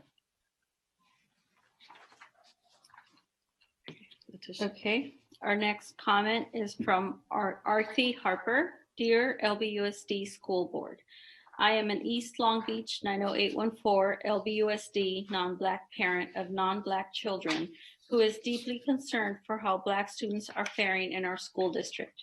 Our city is currently implementing a framework for reconciliation to advance racial equity in our city systems. It is now time for LBUSD to make a similar systemic commitment to dismantling structural inequities. We cannot simply leave it up to the individual school leaders to implement programs at their discretion. We all know those end up as one-offs or sporadic with minimal accountability. I understand school districts prefer programs to policies, but on something like systemic racism and equity, we need a system-wide policy under which all practices and programs align. We need greater prioritization and inclusion of our Black students who, like their peers, are so full of promise and potential, but often penalized and undervalued by our systemic practices and policies. My suggested policy recommendations are: number one, establish ethnic studies as a graduation requirement for all students. This should not be a Saturday elective as it is now, but rather required learning on Native American, Black, Latinx, and Asian studies for all students. Our white students are especially in need of this education, as research shows primarily white, wealthier areas is where racism thrives, like East Long Beach. Number two, implement a district-wide restorative justice policy. One-off trainings like TIME and discretionary implementation of second step in elementary schools are not enough. LBUSD must implement restorative and holistic policies and practices across our district at all grade levels that serve as alternatives to suspension and support students' social and emotional well-being. Number three, require mandatory implicit bias and anti-racism trainings and professional development for all 10,000 plus employees. These must no longer be optional. All means all. Our staff practices must align with the framework's goal of eliminating systemic bias. Number four, re-envision and shift our school safety framework from a school security narrative to a student and community well-being focus, and reinvest in students by building them up and ending contracts with police department. We must stop the over-criminalization of Black students and students of color in and near our schools and provide more counseling, mental health, and family resource support. Number five, hire and promote more Black and teachers of color to managers. Okay. Next, we have Katie Balderas. Good morning. My name is Katie Balderas and I live in Long Beach, 90815. I write in support of agenda item number 25, the equity policy. In support of Black students, I encourage the district to pass strong anti-racist reforms that focus on the following: funding art, music, science, physical education, and after-school programs. Hire more culturally competent academic and socio-emotional supports, including counselors, social workers, nurses, behavioral specialists, and librarians. Mandate and fully fund restorative justice programs to disrupt the school-to-prison pipelines. Invest in more robust, high-quality, affordable early childhood education for infants through kindergarten. Assess how to more equitably balance or distribute resources raised by parent-teacher associations. Schools with more affluent student bodies have the ability to raise large amounts of money to pay for supplemental learning opportunities that other schools do not have. Thank you for your consideration of these important issues. Best regards, Katie Balderas. Next, we have, hi, my name is Camilla Holmes. My zip code is 90806. I am a parent of 3 former LBUSD students and a grandparent of a future LBUSD student. This is for item number 25, equity policy. As you prepare for another school year, I am requesting that you do so in the spirit of striving for social and racial justice and best practices, with the goal of achieving the best outcomes for our students. With that in mind, it is critical that you examine and work to implement BLM Long Beach demands concerning the education of our district students. LBUSD must acknowledge the existence and the impacts of systemic racism within LBUSD and fund implicit bias year-round mandatory trainings. We know that racism infects every system that we come in contact with, and LBUSD is no different. Black students are more likely to be disciplined and more harshly disciplined than their white counterparts for the same behavior. Biases in teaching results in Black students not receiving equitable resources, attention, and support they need to thrive. I am the parent of a Black man who was educated in the LBUSD. During this time, he experienced and was witness to multiple instances of racial discrimination, racism, and blatant bigotry. In one of the most egregious examples, while my son was attending school at Carver Elementary, a group of white students attacked a disabled Black student. The only consequences for these students were that they were to be excluded from the end of the school year dance, although at least one of the students ended up at the dance anyway. I am certain that had the races of the students in this attack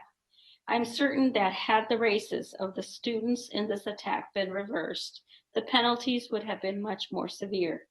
After the attack, I had several conversations with the principal to express my dismay and outrage.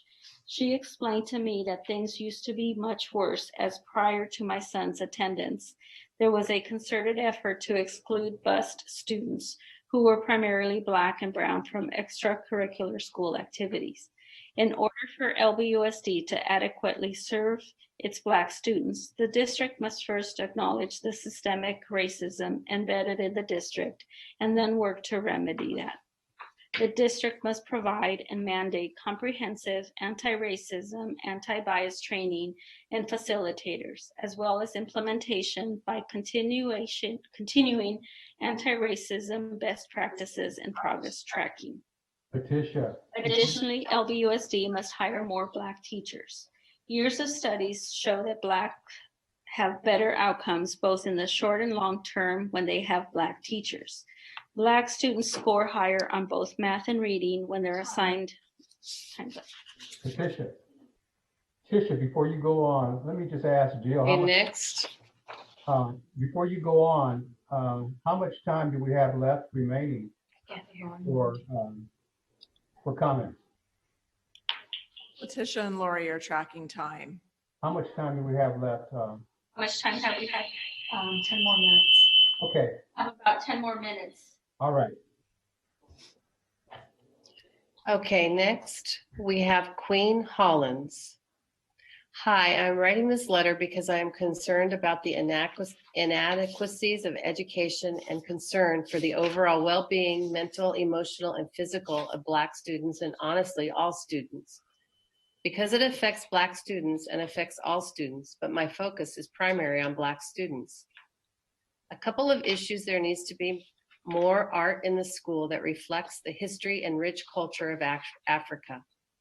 On a history note, there needs to be a pre-colonial Black Africa teaching of history so that Black students and all students don't walk away feeling like the only contribution that Black people have ever made stemmed from slavery or the lies around emancipation. Also, the restoration of physical education, even bringing in cultural sports such as capoeira.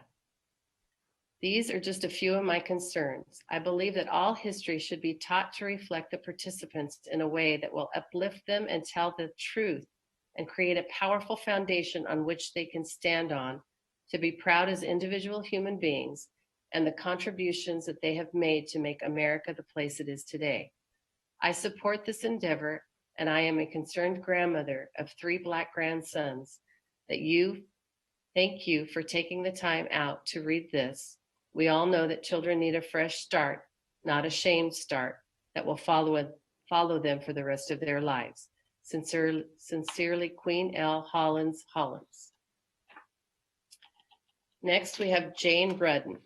Hi, my name is Jane Rudden, and I live in zip 12203. I am urging you to support anti-racist policy in schools and curriculum. Thank you. Jane Rudden, RN. Next, Kaylee Caruso. Hi, my name is Kaylee. My zip code is 90803, and this is for item number 25, equity policy. Gloria Ladson Billings, 2006, explains that the achievement gap, i.e. disparities in standardized test scores between Black, Indigenous, people of color, and white students, is one of the most talked about issues in U.S. education. She explains that a focus on this gap is misplaced. Rather, we have an education debt that has accumulated over time, including historical, economical, socio-political, and moral components. Our school systems are not serving our Black, Indigenous, and people of color by design. They are built on foundations of anti-Blackness and white supremacy that we need to disrupt. We need to transform the underlying systems that created this achievement gap in the first place, including the ways this gap is measured by standardized testing. This is the moment to take up our ethical responsibility to halt business as usual, center Black voices and Black grassroots movement leaders, and transform our education system. Specifically, I join the call for LBUSD to hire more Black teachers, administrators, counselors, and support staff, and create environments that retain Black staff and invest in the pipeline of Black educators. Fund art, music, science, and technology, physical education, and after-school programs. Hire culturally competent academic and socio-emotional counselors, nurses, non-carceral social workers, and behavioral specialists. Mandate restorative, transformative justice programs. Fully incorporate student-led bodies to provide input on school district decisions. Provide the full range of services to special education and academically disadvantaged students. Acknowledge the existence and impacts of systemic racism and anti-Blackness. Fund implicit bias mandatory trainings. Incorporate Black Lives Matter in curriculum. Mandate robust and ambiguous Black and ethnic studies. Defund LBPD. Cancel the contract with LBPD that assigns police officers to be stationed inside schools. Get rid of SROs, school resource officers, who are essentially LBUSD police that are stationed at school sites and patrol the district. To match this current climate and moment in this larger civil rights movement, it's not a question of whether these demands need to be met immediately, but why has it taken this long? We have to believe the Black community and their experiences. They know what is best for the community and children in LBUSD. Time's up. Next, we have Spanish. Gloria. Zaira Rodríguez. Buenos días, superintendente y miembros de la mesa directiva. Mi nombre es Zaira Rodríguez. Represento a Latinos in Action. Mi comentario es acerca del artículo número 18. Mi comentario es que ya es tiempo que usted, como superintendente, y los miembros del board busquen la equidad para los estudiantes negros y de altas necesidades, padres con niños con diferentes necesidades, quienes son muy vulnerables, están pasando tiempos muy difíciles por no tener el apoyo y los servicios que deben tener los niños. Urge que el distrito sea inclusivo, contratando maestros negros e incluyendo en su currículum las vidas negras importan. Gracias, Zaira Rodríguez. Good day, Superintendent and board members. My name is Zaira Rodríguez. I represent Latinos in Action. My comment is about item number 18. My comment is that it is time that you, as superintendent and board members, seek equity for Black and high-need students. Parents with children with different needs who are very vulnerable are having a very difficult time because they do not have the support and the services that children should have. There is an urgent need for the district to be inclusive in hiring Black teachers and to include Black Lives Matter in their curriculum. Thank you, Zaira Rodríguez.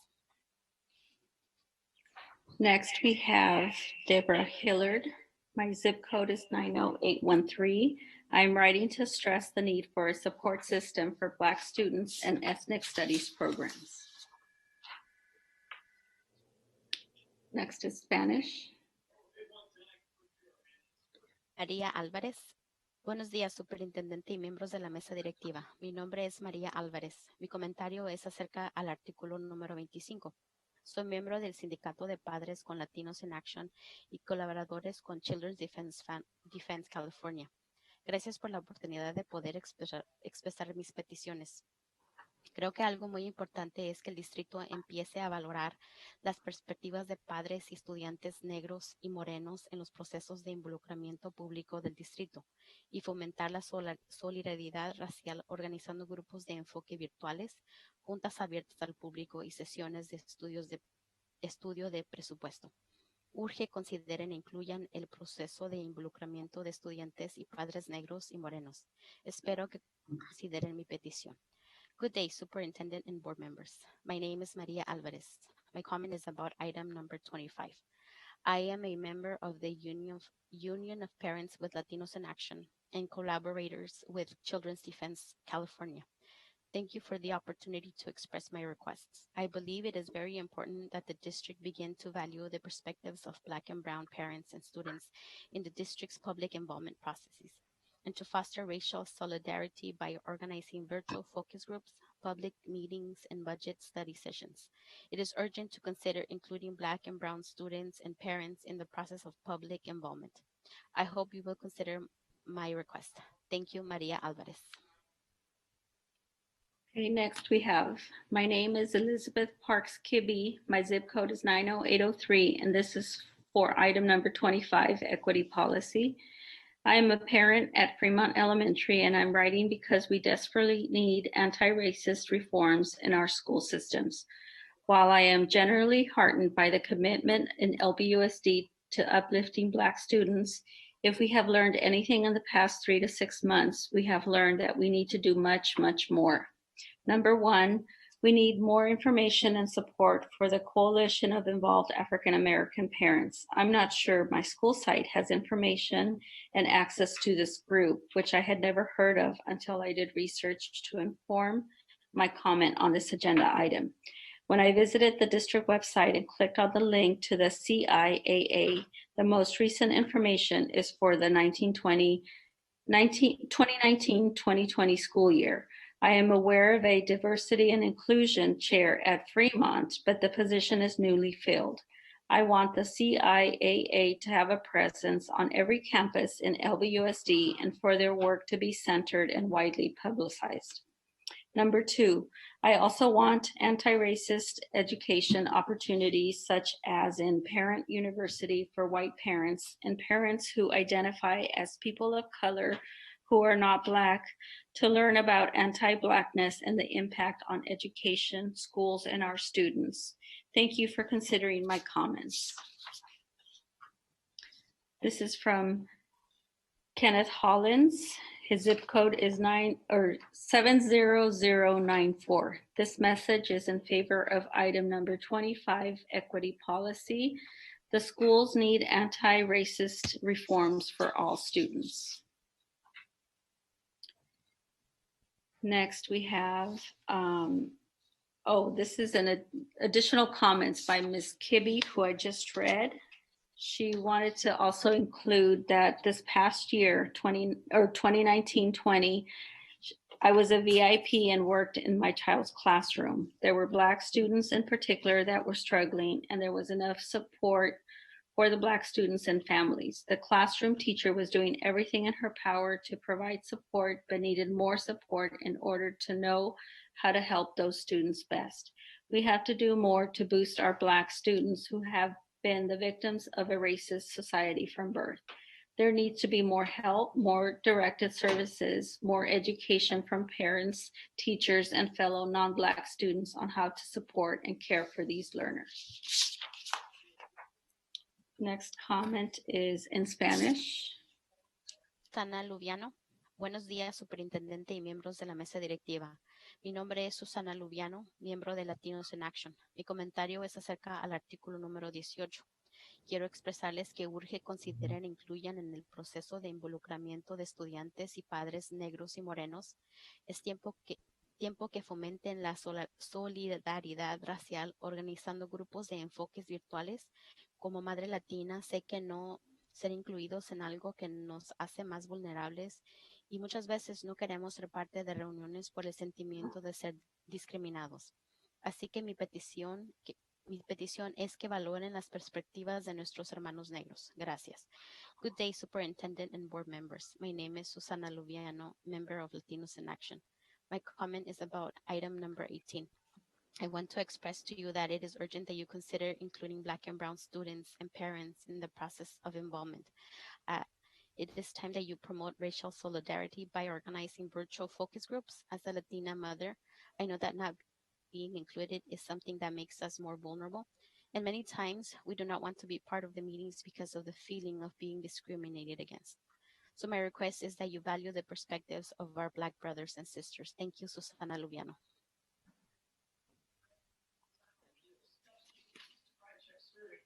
Digna Méndez. Buenos días, superintendente y miembros de la mesa directiva. Mi nombre es Digna Acuña, representando a Latinos in Action. Mi comentario es acerca del artículo número 18. Por muchos años hemos estado trabajando junto con otros padres y organizaciones. Como madre de 3 niños asistiendo a LBUSD, me siento comprometida a levantar la voz en solidaridad por las familias y los estudiantes negros, quienes han sido discriminados por años y años. Como madre latina me identifico con ellos, ya que también he sentido la discriminación. ¿Queremos parar esto? Entonces escuchen las recomendaciones e incluyan desde temprana edad la enseñanza de las vidas negras importan.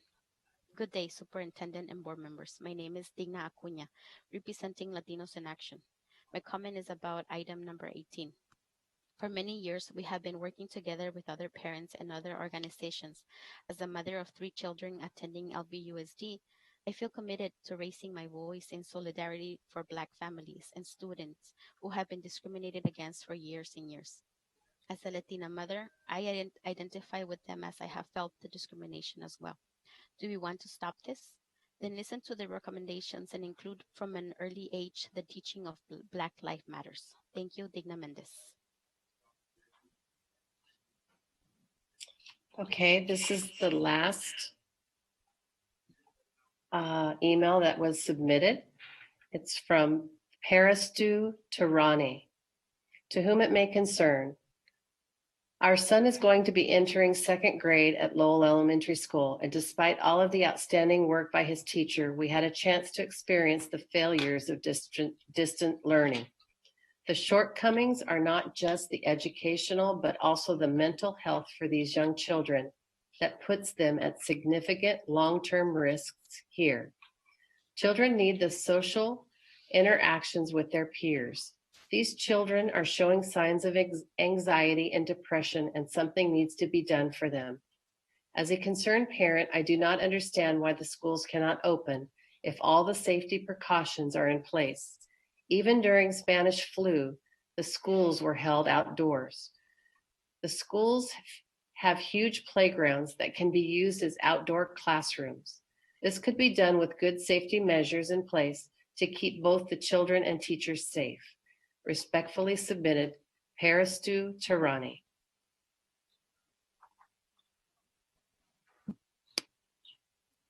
That was the last comment, President.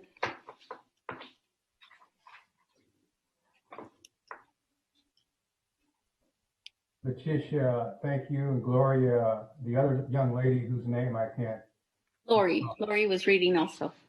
Lori, thank you all for reading the comments from our folks in the community. And for those comments that we did not, were not read, that information will be given to each board member. And we want to thank you one and all for your comments. We're now moving on to staff reports. There are none.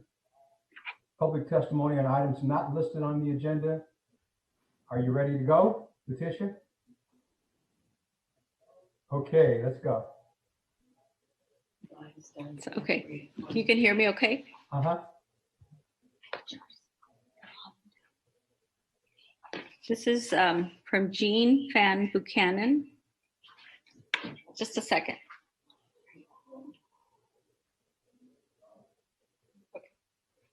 Sorry. Members of the Board of Education, I write to you as a LBUSD parent and as a concerned citizen of Long Beach. I wish to address LBUSD's planning for online learning in the fall. I understand the reasons why LBUSD has chosen to move to online learning only in the fall. However, please understand that the great majority of parents are of the opinion that a return to anything like this past spring is simply unacceptable. It is widely understood that the district had to act quickly in the spring in response to an unprecedented and completely unpredictable situation. Let me point out, however, that this is not the case for this fall. For this reason, parents expect that a set of standards will be put in place so that all stakeholders understand the heightened expectation with regard to the quantity and quality of online learning this fall. Some ideas for implementation, largely gleaned from a recent LA Times op-ed by its editorial board, include a requirement of live lessons for a significant portion of each day. The total amount of teaching time should be similar to what it would be in the classroom, and worksheets, lesson planning, or grading homework should not be counted as instructional time. Teachers would be doing a tremendous disservice to students and the public if it fails to readily agree with these standards. And principals should be regularly tapping into classes to see how instruction is going, offering teachers guidance and setting standards for the kind of instruction that's required. A student's learning shouldn't rise or fall by the happenstance of who's at the head of the Zoom room. Firm rules on the quantity and quality of instructional time should also be set a basic responsibility. Lastly, some rules must be set for when schools should physically reopen and at what grade levels. It goes without saying that the youngest students, those who are still learning to read in order to read to learn, should be prioritized in terms of a return to in-person instruction. When a reopening of schools does occur, hopefully on October 5th, these students should be allowed to return first, with other students remaining at home to allow for social distancing at the schools. As the virus situation improves, other students at higher grades should be gradually returned. But those with the most to lose, our youngest, should get back to the classroom setting as soon as possible. I thank you for your time and consideration. I have the utmost trust and respect for LBUSD and know that they have and have had a tough time to carry out, a tough job to carry out. I am hopeful that the district will approach the start of the school year thoughtfully, methodically, and with the care that this unique and fragile situation requires. Jean Van Buchanan. Next one is from Robert Collins. Good evening. I started complaining in November that LBUSD was not following board policy ensuring that every student was receiving age-appropriate related instruction and information about sexual harassment. On June 8, I finally received a reply from Mr. David Zaid. LBUSD acknowledged it has to implement pre-planned systemic instruction to ensure all students receive appropriate information and instruction regarding sexual harassment. The district also acknowledged that it must document when formalized training takes place. This is good news and will help keep our kids safer. It's disappointing, however, that the district did not acknowledge it had made a mistake by not ensuring all kids received age-appropriate sexual harassment information and instruction. Originally, Ms. Dalton in Human Resources told me she was responsible for making sure schools implemented this board policy. Later, Superintendent Steinhauser told me he was responsible and his designee was Ruth Paris Ashley. Whomever was responsible at district office simply did not do their job, leading to an unsafe environment for our children. If appropriate sexual harassment instruction had been done completely at Tincher and Rogers, would this have stopped my son from being harassed in the words, "Are you gay and how big is your pussy?" Maybe. We will never know. Would it have kept his friend from being harassed with comments about her sexual orientation and oral sex? Maybe. Again, we will never know. Mr. David Zaid wrote to me that many teachers were implementing sexual harassment training in an organic, non-pre-planned way. He used this phrase, organic, non-pre-planned way, several times in his response to me. As a former teacher, I know it's great when teachers use teachable moments to reinforce the content already taught. but the content must be taught first. Can you imagine if we taught math using only organic, non-pre-planned ways, or reading with only organic, non-pre-planned ways, or history in an organic, non-pre-planned way? Further, school administrators were unaware of these organic, non-pre-planned ways. It seems to me that Mr. Zaid was, well, bullshitting. LBUSD, please stop bullshitting. Parents and our students deserve better. Mr. Zaid further wrote, we would like to begin at the elementary level, developing age-appropriate curriculum that each of the schools will be required to present and track. This is not acceptable. All students, all LBUSD students need age-appropriate. Okay. This is from Kate Brown. My name is, or esteemed school board members, my name is Kate Brown. I am a rising senior at Millikan High School and a member of the LBUSD branch of Diversify Our Narrative. I feel very lucky to have been educated in the Long Beach Unified School District for the past 12 years and am primarily interested in the success and well-being of LBUSD students. We know that the Long Beach Unified School District is one that prioritizes diversity and inclusion and wish only to further the enforcement of these ideals within the curriculum. The recently publicized killings of innocent Black Americans have made it clear to us that direct action must be taken to combat the systemic, internalized racism that plagues our society. Because education is instrumental in shaping the next generation of Americans, we believe that reforming school curriculum will be one of our greatest tools in raising young people to be actively anti-racist and contentious. We also believe that implementing stories written by people of color and anti-racist texts would foster a greater sense of community between students of different races and encourage the success of Long Beach's many students of color. Long Beach is a city with beautiful diversity, and we believe that our curriculum must evolve to better support this diversity. We hope that you will acknowledge our suggestions and consider implementing them into the high school curriculum. Thank you for your time. I will now pass it on to our final speaker, Nicole Weaver.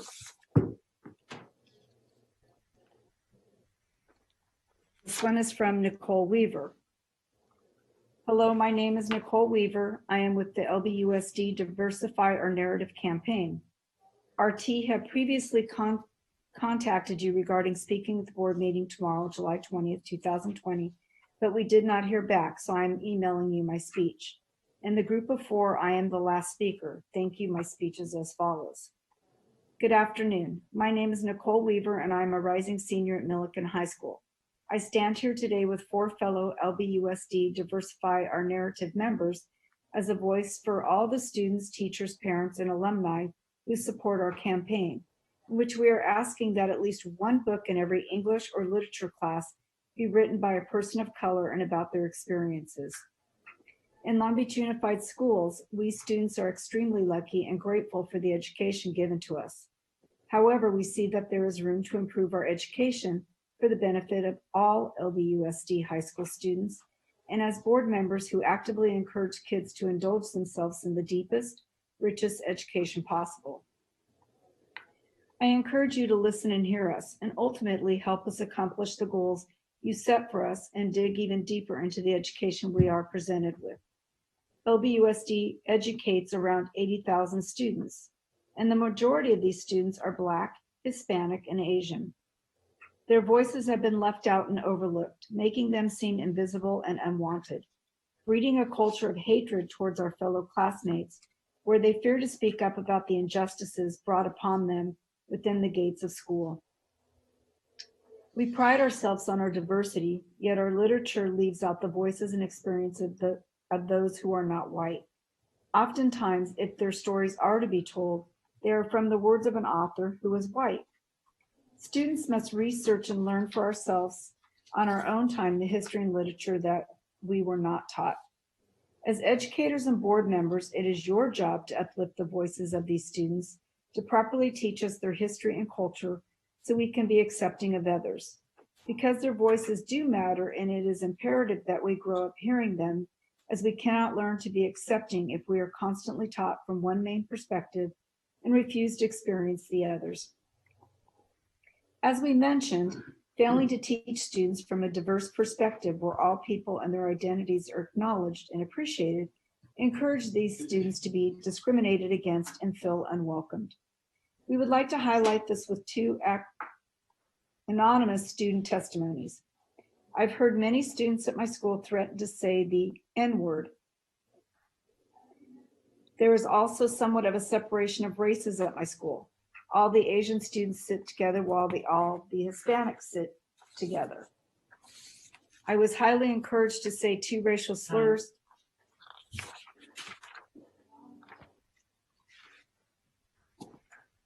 Next is Angelica Salazar. Hello, my name is Angelica Salazar, and I have a public testimony for today's school board meeting on items not on the agenda.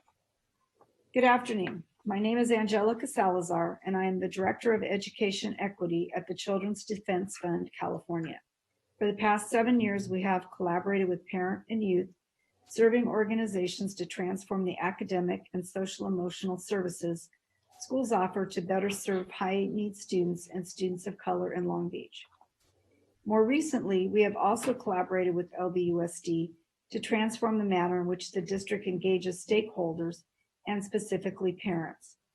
At this morning's special board meeting, I heard a lot of energy behind stakeholder engagement process from district staff.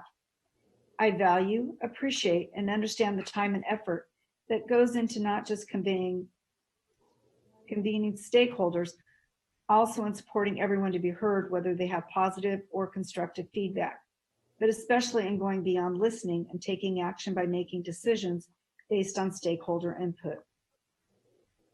A few aspects of the district stakeholder engagement process related to the reopening of schools and the budget were very disheartening to me and fall short of meaningful engagement. First, I am very disappointed that only 3 parents were in the school's reopening committee. After almost a decade of LCFF, I'd expect much more equitable representation in such a committee. The home learning survey did not adequately pick up the perspectives of the parents of high-need students, with some groups being underrepresented. I expected efforts to be made to make up for this gap in an in-person committee. I also see the superintendent's advisory committee as inadequate and lacking meaning because it reflects past patterns of handpicking a small group rather than targeting parents, students, and stakeholders who are traditionally overlooked and underrepresented in an open dialogue and in district decision-making. However groups are convened, I also want to urge LBUSD to reconsider how feedback and recommendations from students, parents, and stakeholders can be reflected in concrete and specific terms into the budget. While as an event, the LCAP Community Forum itself has been transformed over time, it has rendered little in the way of feedback being adopted into budget or policy decisions. For this year, I am unclear how the Superintendent Advisory Committee will shape the budget. Specifically, if the group will start to convene close to when the budget decisions are made, instead of starting in June, as many of us had expected and requested. Like others have stated before me, I urge you to embrace the perspectives of Black and Brown parents and students and foster racial.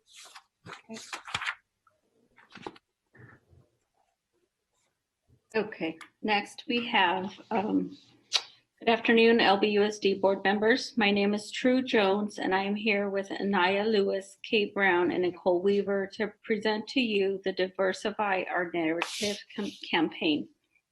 Over 450 students from all over the district have signed the petition, and we are here representing 22 of our fellow campaign organizers. While we are thankful to all of our teachers for the countless hours of preparation that goes into our lessons, we believe that the curriculum is lacking in one key component. Although the textbooks are updated periodically, what many history books fail to provide is the other perspective. This is why we are encouraging the school board to include at least one book by a person of color in each history and English class. In history classes, this will give students the opportunity to learn about the other side of the narrative they are taught. As far as English classes, this change can inspire and relate students because they will have the opportunity to read a book written by a successful author of their own race. Our main goal is to instill a cultural diversity in our curriculum, starting with high school students and eventually passing it down to all levels of education. To expand on the DON campaign, Anaya will be our next speaker, but I didn't get it. Next, we have Varo Asorian, and I live in Long Beach and teach at Millikan. I have a master's in technology. I have a master's in education technology. One of the required classes had us evaluate and use 4 different platforms. Canvas is by far the best. It is user-friendly and easy to learn how to use.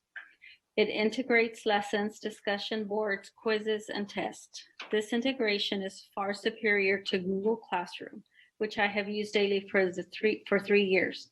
It allowed for multiple file types and integrates video amongst other things.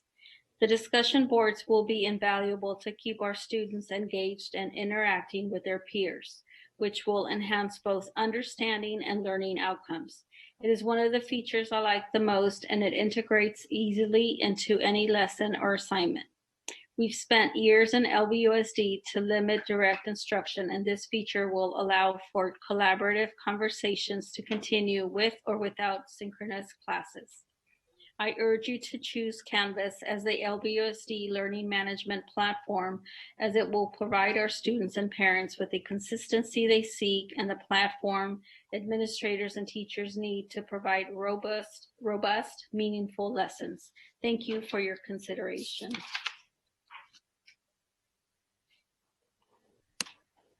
The next one is from Steve Kirchhoff.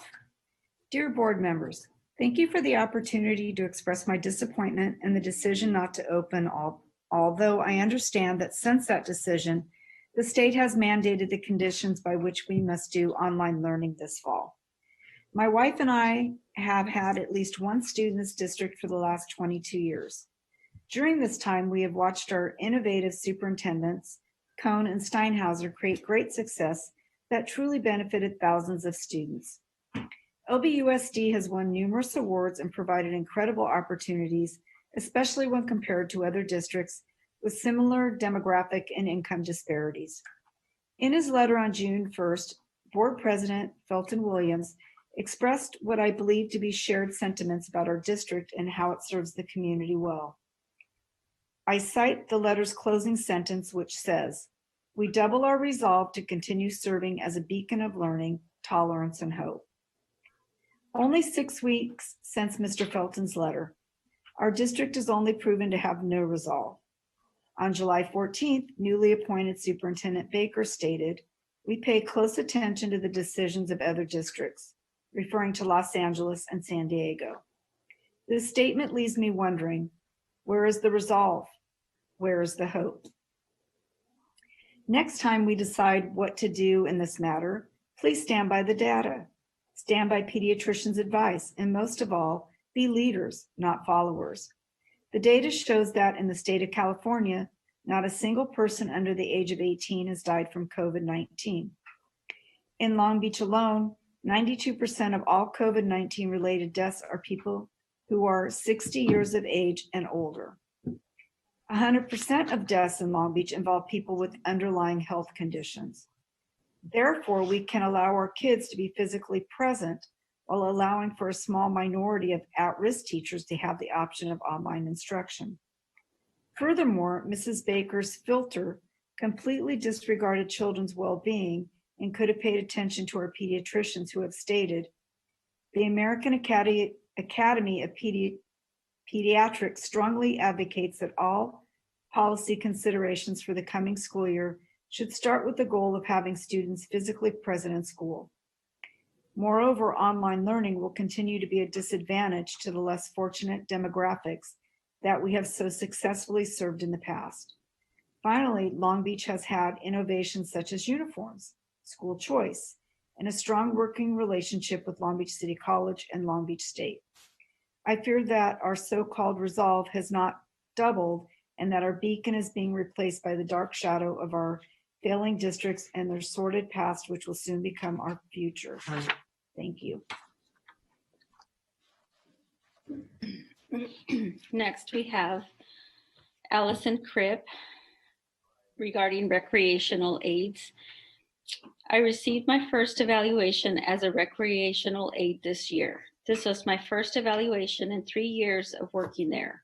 The evaluation was all positive, and I appreciate our principal and her hard work navigating how to manage her recreational aides through a tough year end, even prior to COVID. I also was awarded acknowledgement by the CAC from the All Means All Committee for my work as a recreational aide at our school site. But why did I get a good evaluation and this acknowledgement? In the 3 years working at my school site, I have never gone through a training outside of a handbook that I received when I was first hired and a handbook given to me the 2 years after that before school started. Our school is one of the only sites left that has a rec aid supervisor. She, the supervisor, has been at our school for almost 20 years and used to teach PE, had full-time hours and benefits. She has had full control of what is ordered for equipment, what games are played on the playground, and also has had no formal training except time. Her hours also have been cut to what is allowed by the district due to budget cuts for recreational aids year after year. For the past few years, our PTA has fundraised and paid for the extra hours to keep our IOA in a full-time position at our school, and just last year gifted $10,000 to our school to pay for an extra rec aid for the 2019-20 school year. Currently, rec aides are not allowed to work more than 3.75 hours in a day. As of this year, one of those hours counts as classified and the other 2.75 as hourly. Those hours are not in a row. They are set up as where supervision is needed and could be 15 minutes to 1.5 hours each shift. Why am I bringing all of this up? Since I have been there, these jobs have been given mostly to parents that don't work and want to be around their kids more. Me, for example. Since I have been there, I have seen favoritism, bullying, old school discipline by those that are hired to be the front lines to our kids while on the playground. This year, our supervisor had to go on personal leave for a bit. When she left, we realized there was nothing in place for the principal or rec aides for the duties of the job. I was reprimanded for bringing a kickball and red rubber ball out for the 30 minutes before school started, so the kids would have something else to do outside of hitting each other with their zip-up sweatshirts. Okay. Here's number 9.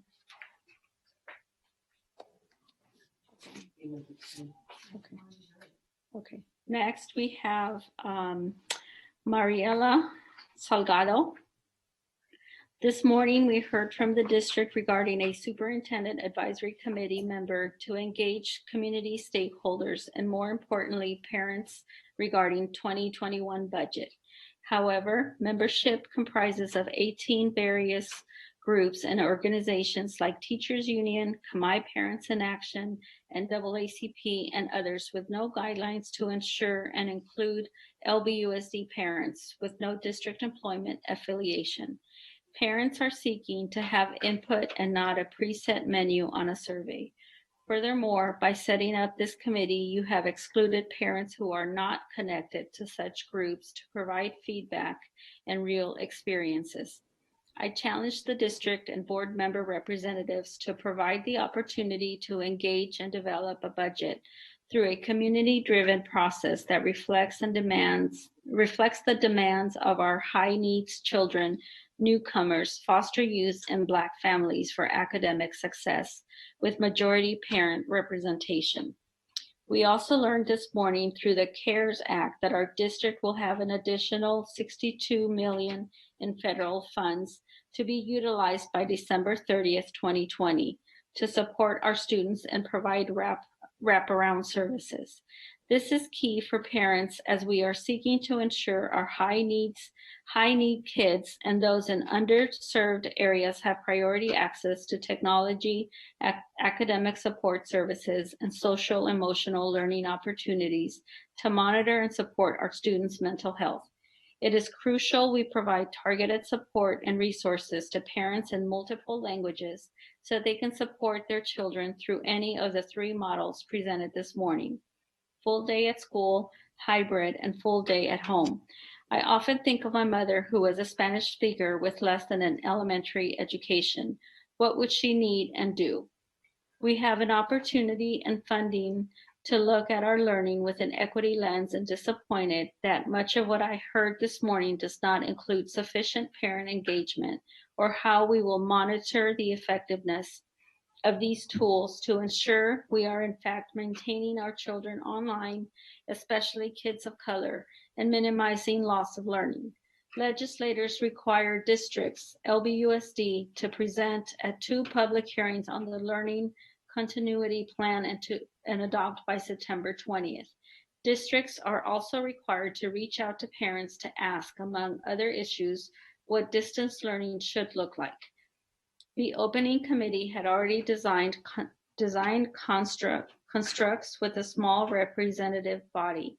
I challenged the district and board members to give ample opportunity for parents to provide input and best practices and ensure, okay. That is it. We conclude the public testimony.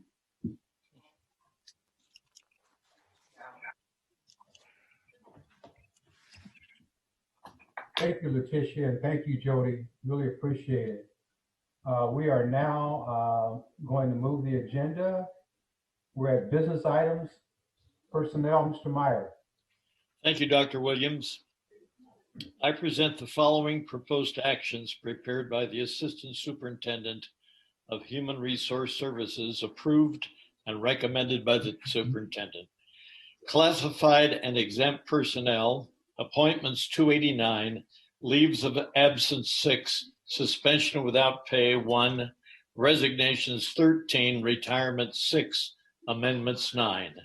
Certificated personnel, appointments 83, in-service changes 329, leaves of absence 4, separations deceased 1, resignations 4, retirements 12, amendments 1, and I move approval.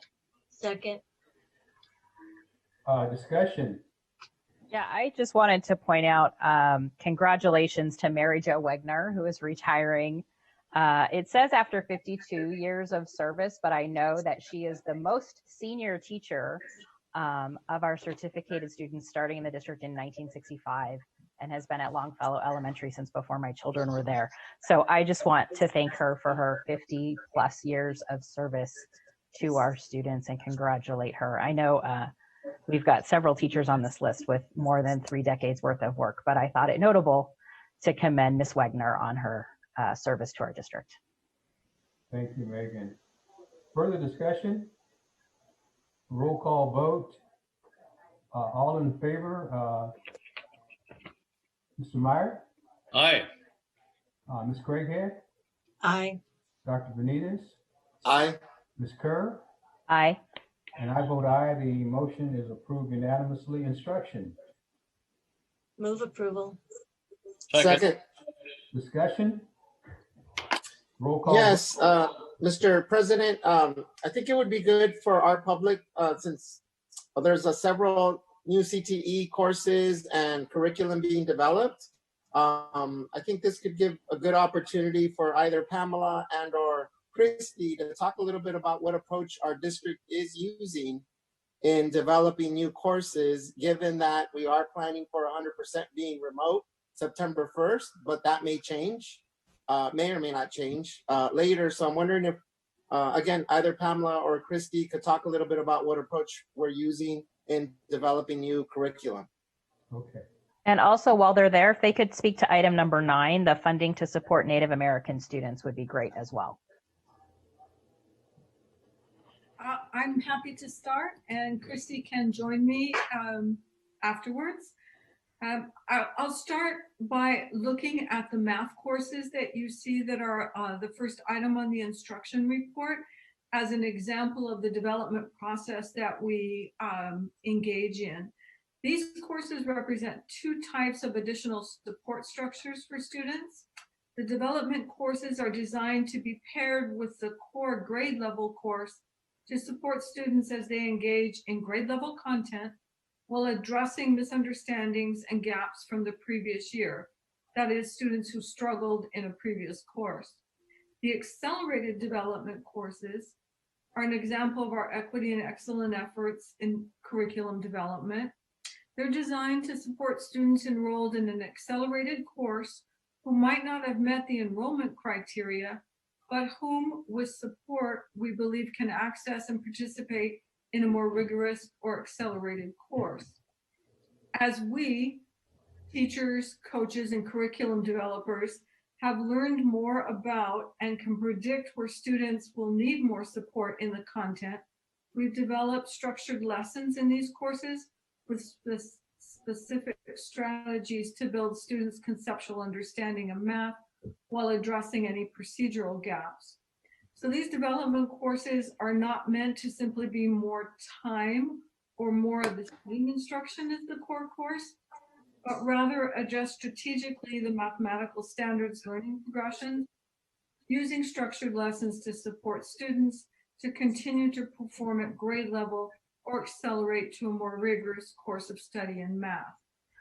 How do we think about digital learning when we develop these courses?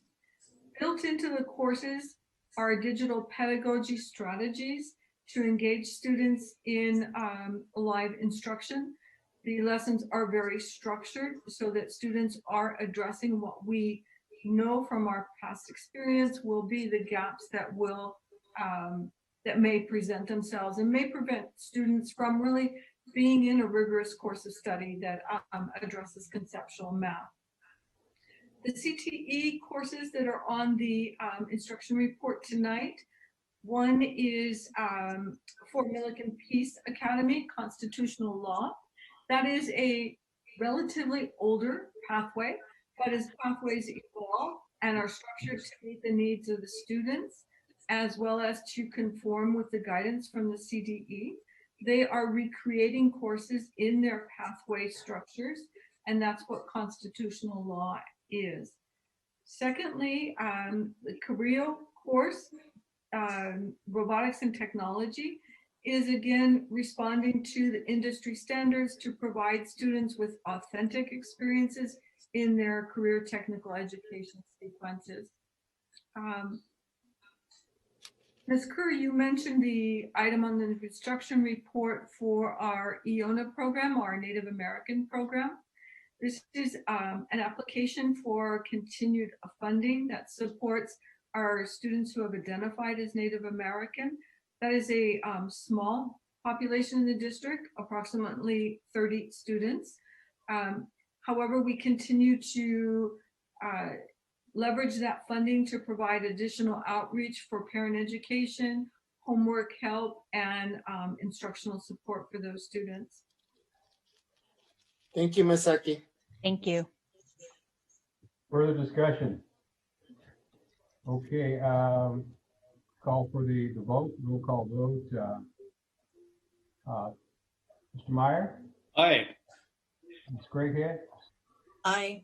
Dr. Benitez? Aye. Ms. Kerr? Aye. I vote aye. The motion is approved unanimously. Finance report A. Move approval. Second. Discussion. Roll call vote. All in favor, Mr. Meyer? Aye. Ms. Craighead? Aye. Dr. Benitez? Aye. Ms. Kerr? Aye. Felton, I vote aye. The motion is approved unanimously. Finance report B. I move to approve. Second. Discussion. Yes, Mr. Chair, I recuse myself from participation in Finance Report B on the consent calendar. I have a potential financial interest under Government Code 1091 and 87100. My husband works for a subcontractor who has done work for the payees.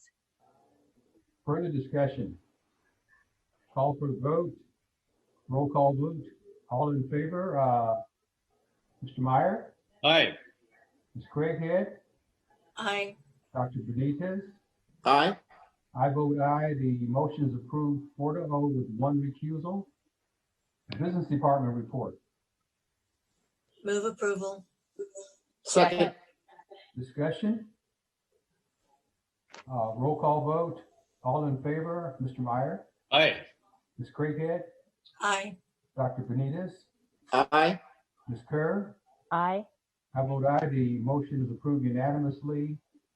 Purchasing and contract reports A. Move to approve. Second.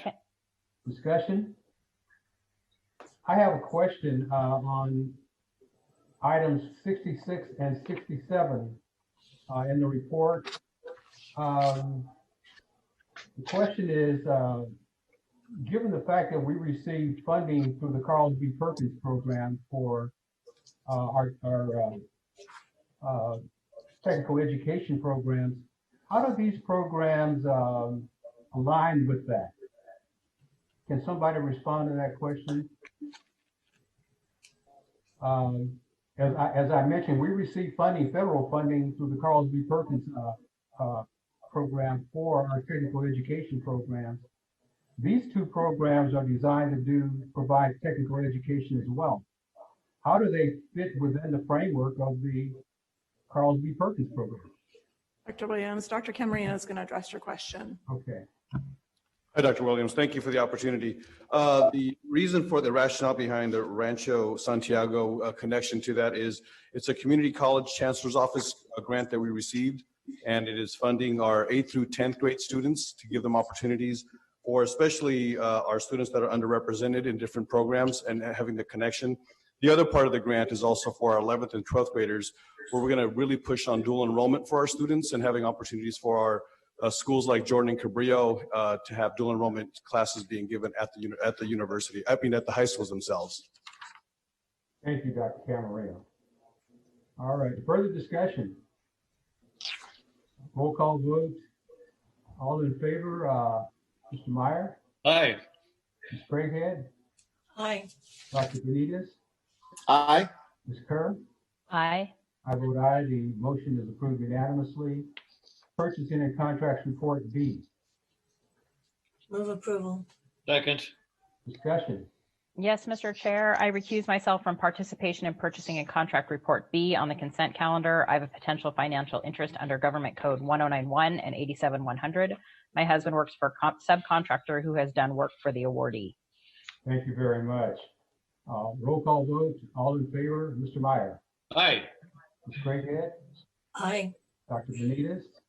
Aye. I vote aye. The motion is approved 4-0 with one recusal.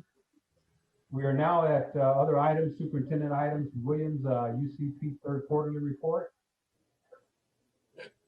Thank you. On behalf of the superintendent and Ms. Secchi, this policy is a recommendation that the fourth quarterly report be received by the governing board and that staff be authorized to provide a copy of the report to the county superintendent of schools.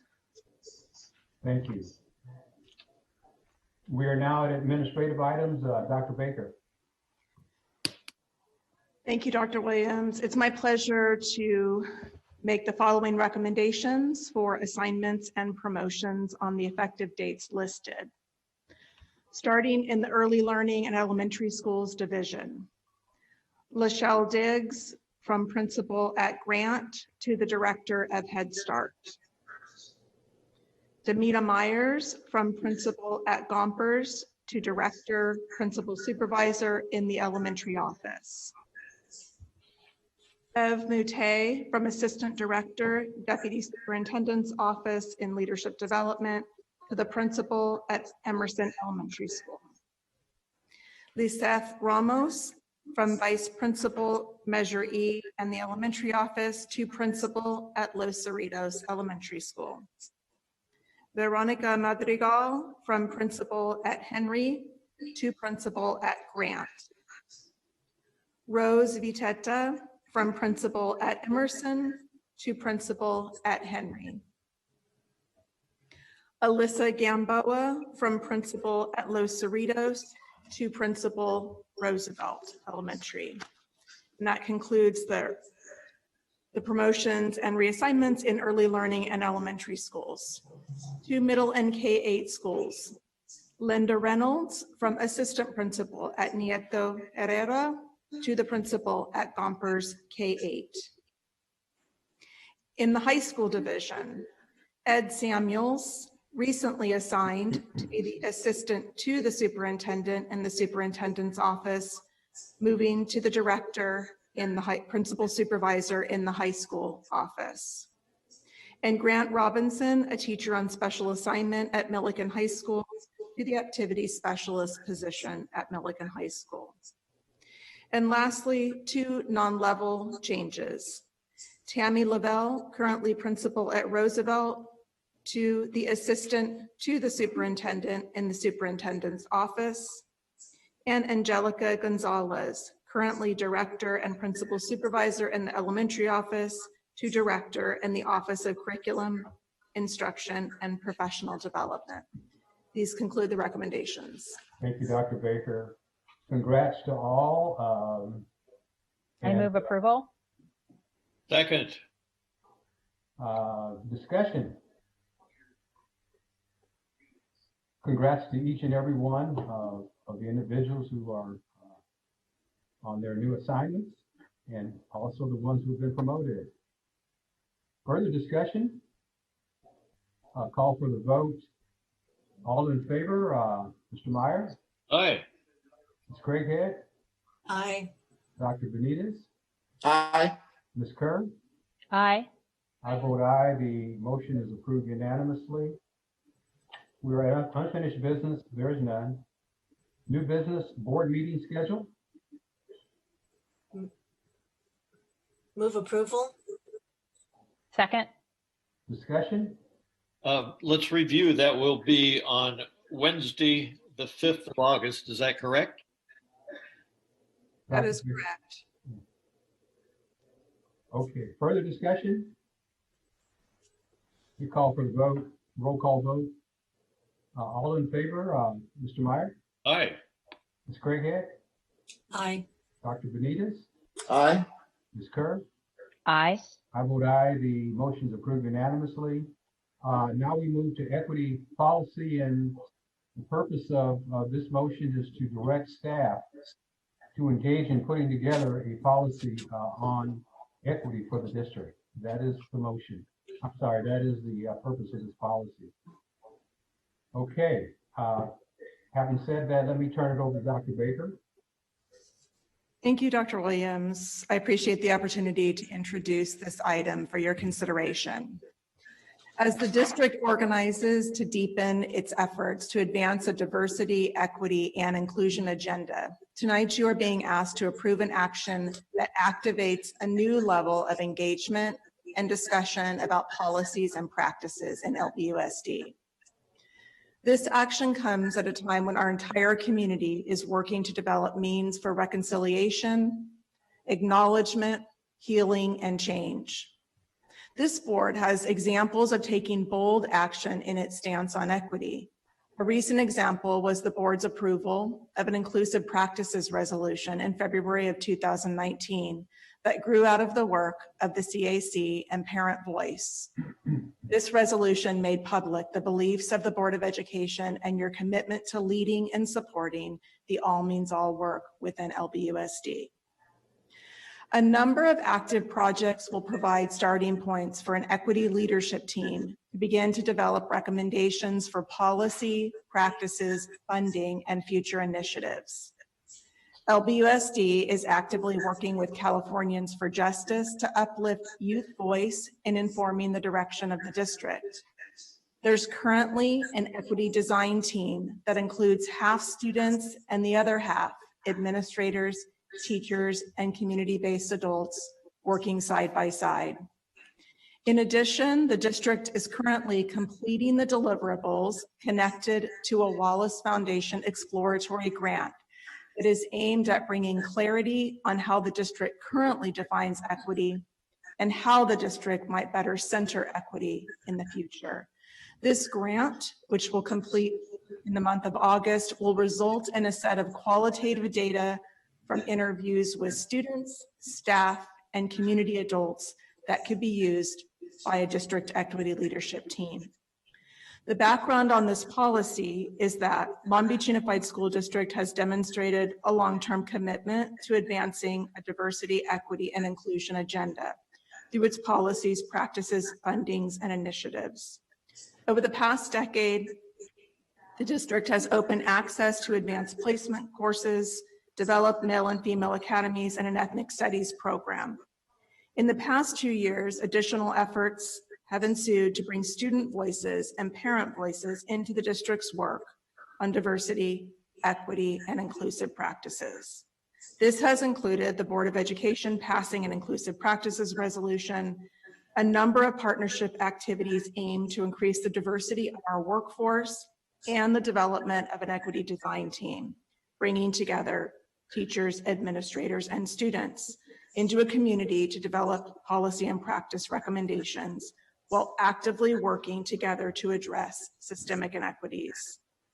The recommendation tonight is that the Board of Education shall direct staff to engage in the development of a district equity leadership team, including students, stakeholders, partners, parents, teachers, and administrators. This equity leadership team will be tasked with making recommendations for policy, practices, funding, and future initiatives. Thank you, Dr. Baker. If I can get a motion, we can move into discussion on this. So moved. Second. Second. Okay, we're open for discussion. Dr. Baker, thank you so much for making the recommendation to move forward on developing an equity resolution. I think as you suggested, this gives our district the ability to dismantle our institutional racism and structural inequities through budget considerations, through policies, through practices, and through initiatives that in some cases we already have and we can build and make stronger and strengthen. And in other cases, we can be innovative. And so I love your reference to our Wallace Foundation work that allows for us to be innovative and creative. So I want to thank you and the team for providing this recommendation for us to consider. I think it also allows us to align it with other potential vehicles for us to advance our equity agenda, but more specifically our racial equity agenda. One of our speakers earlier tonight during our testimony mentioned revisiting our Long Beach Promise, right? And the possibility to do that through a racial equity lens and looking at best practices and what's worked and where there are areas for opportunities. Last month, I also referred to, in a few of the speakers tonight, also the framework for reconciliation that our city and our Long Beach City College adopted last month. I think there's also an opportunity to consider those things as well. And in particular, I love the comments you made earlier, Dr. Baker. It provides us an opportunity to acknowledge formally, to listen. And so, again, going back to our conversation from our morning workshop, to have formal spaces, right, where we can listen and where our community stakeholders feel like they are being listened to, through us also being a convener and a catalyst for those listening sessions to then translate, again, into mechanisms whereby we advance equity concretely. So I wholeheartedly support this recommendation. I think it allows for our district to do at least two things right now, right, which is to assemble a team to start looking at these things and looking at what other equity policies and resolutions look like. But I think it also affirms that we are listening, right, that our board is listening, our staff is listening, and that that's being converted into, again, practices, policies, budget considerations, and initiatives. So I'm very appreciative of this. And again, I wholeheartedly support our staff getting that team together and starting to put that resolution together. Further Well said, discussion. Dr. Benitez. Dr. Williams, if I may, maybe I missed it, but Dr. Baker, I hope we're including our classified staff members who have ample opportunity to interact with our kids, to be wonderful role models with them. I remember so fondly an African-American man, Sam, who was our custodian at Lowell Elementary School and then moved on to Rogers. He was a wonderful role model for all of our kids and the kind of wonderful individual that we should have. So I hope we include our classified staff as well. Thank you, John. Further discussion? Yes, Dr. Baker, I want to thank you for bringing this forward, and to Dr. Williams and Dr. Baker for allowing the communications piece tonight. I think for me, the importance of having so many diverse perspectives invited into the room as we begin this conversation is really to uplift that there are multiple perspectives within our Black community who all bring value and richness to the conversations that we need to continue to have. There was a reference to the book club that's meeting, and I am honored to be a part of one of those small groups. And we're currently reading the book by Dr. Bettina Love, We Want to Do More Than Survive. And I want to read a quote from the book. It says, "For dark folks, thriving cannot happen without a community that is deeply invested in racial uplift, human and workers' rights, affordable housing, food and environmental justice, land rights, free or affordable health care, healing, joy, cooperative economic strategies, and high political participation that is free from heteropatriarchy, homophobia, Islamophobia, transphobia, sexism, ageism, and the politics of respectability." Again, that's Dr. Bettina Love. And I think the voices that we brought into the room earlier represent some of those other partnerships that we need to be connected to help bring in those aspects that are the non-educational aspects of this work so that we as a community can uplift our students and families. So I want to thank you for bringing this forward. I also want to thank the voices that spoke in support of this. Latinos in Action. We know that Central Chalk, My Parents Associations, and dozens of other agencies are really lifting up this work right now and amplifying our Black community in this moment. And I want to thank them for that work. And I look forward to that. I also do want to mention, and this was spoken of last time, that as we begin this work, we understand that where our students learn matter. And while our buildings are currently closed, they won't always be closed. And that the names on our buildings matter. And I would ask, as we begin this new administration, Dr. Baker, under your leadership, that you reconvene and reactivate the school naming advisory committee to be able to do some of the work and have the hard conversations that I think we need to have potentially over the next school year. So as we're looking to mobilize community members to make sure that that's an area that I would like us to do as well as we do this equity work. Thank you. Thank you, Megan. Further discussion? Yes. I would also like to thank Dr. Baker and everybody else involved for furthering this work. And I appreciate that we're hearing from a diverse group of people in solidarity with our Black community. I think it's noteworthy that the majority of the people, well, it seems like the majority of the people that we heard from are allies and want to further this work as well. And I think somebody said it's the tide that lifts all boats. And I think that's the right way of looking at it.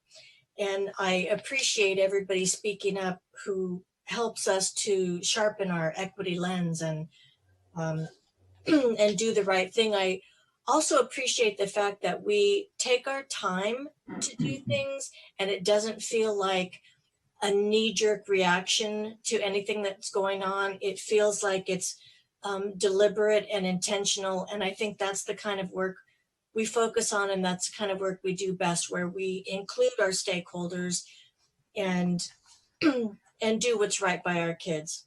So thank you again for all that. Thank you, Diana. I also want to add, Jill, that I'm glad to see the district at this particular place and time, at this moment. The issue of race and equity have been a concern for me ever since the first day I walked into this district. And I just want to read a statement.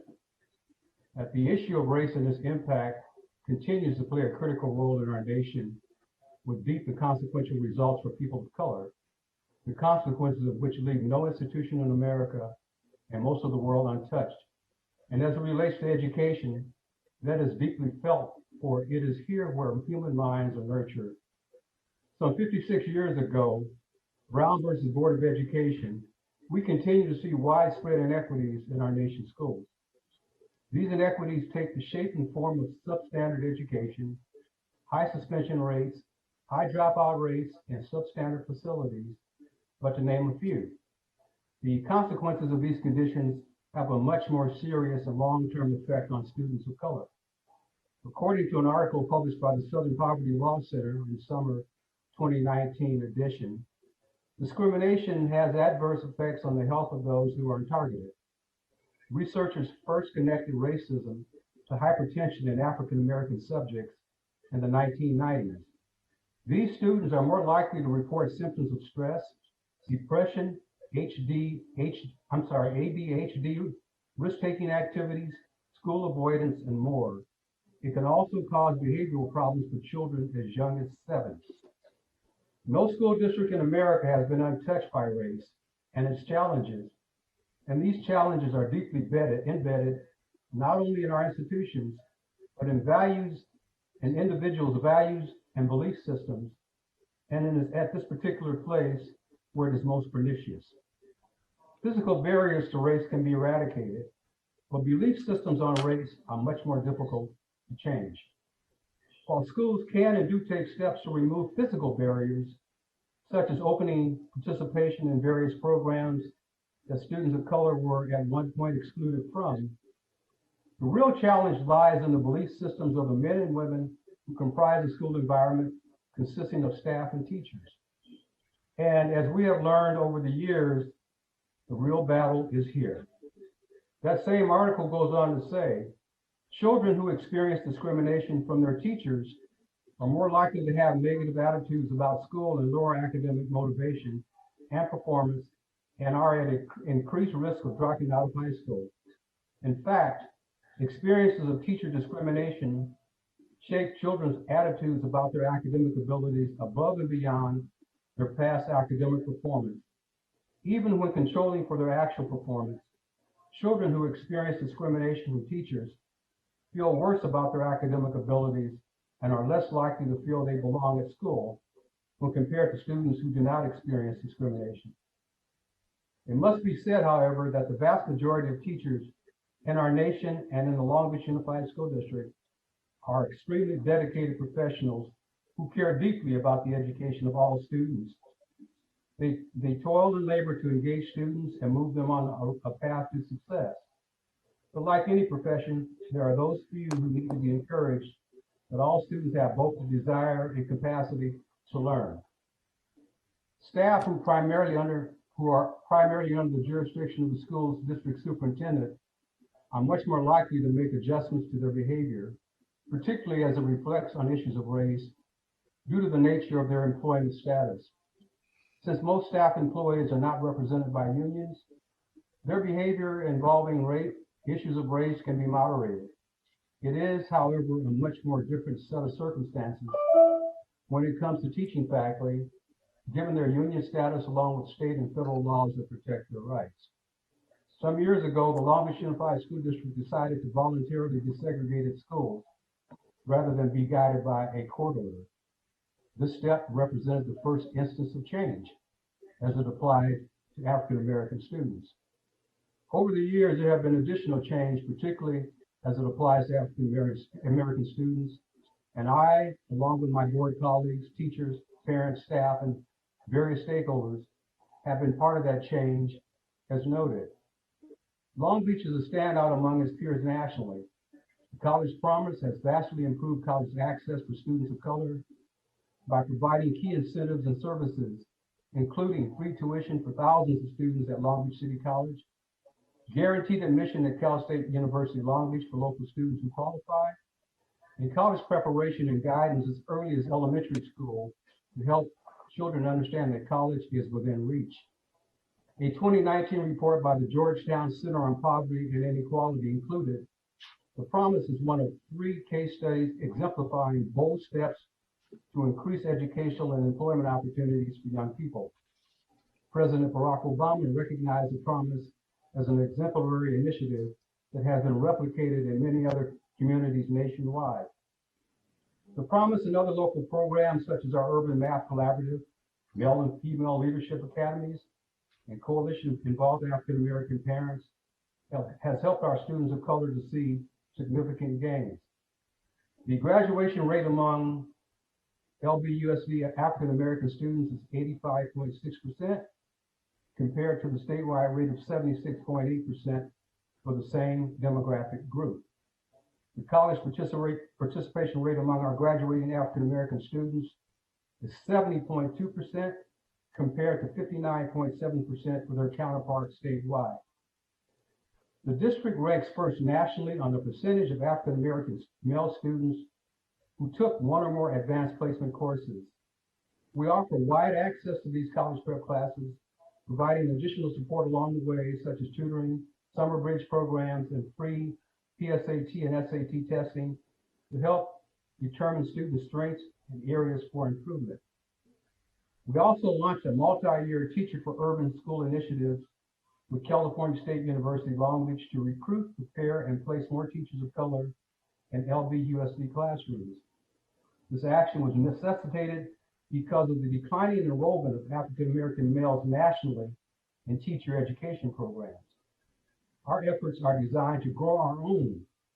As a result of the Mary Jane Patterson Scholarship was established in 2019 to recruit students in the College of Education at CSULB who are committed to teaching children who are disadvantaged.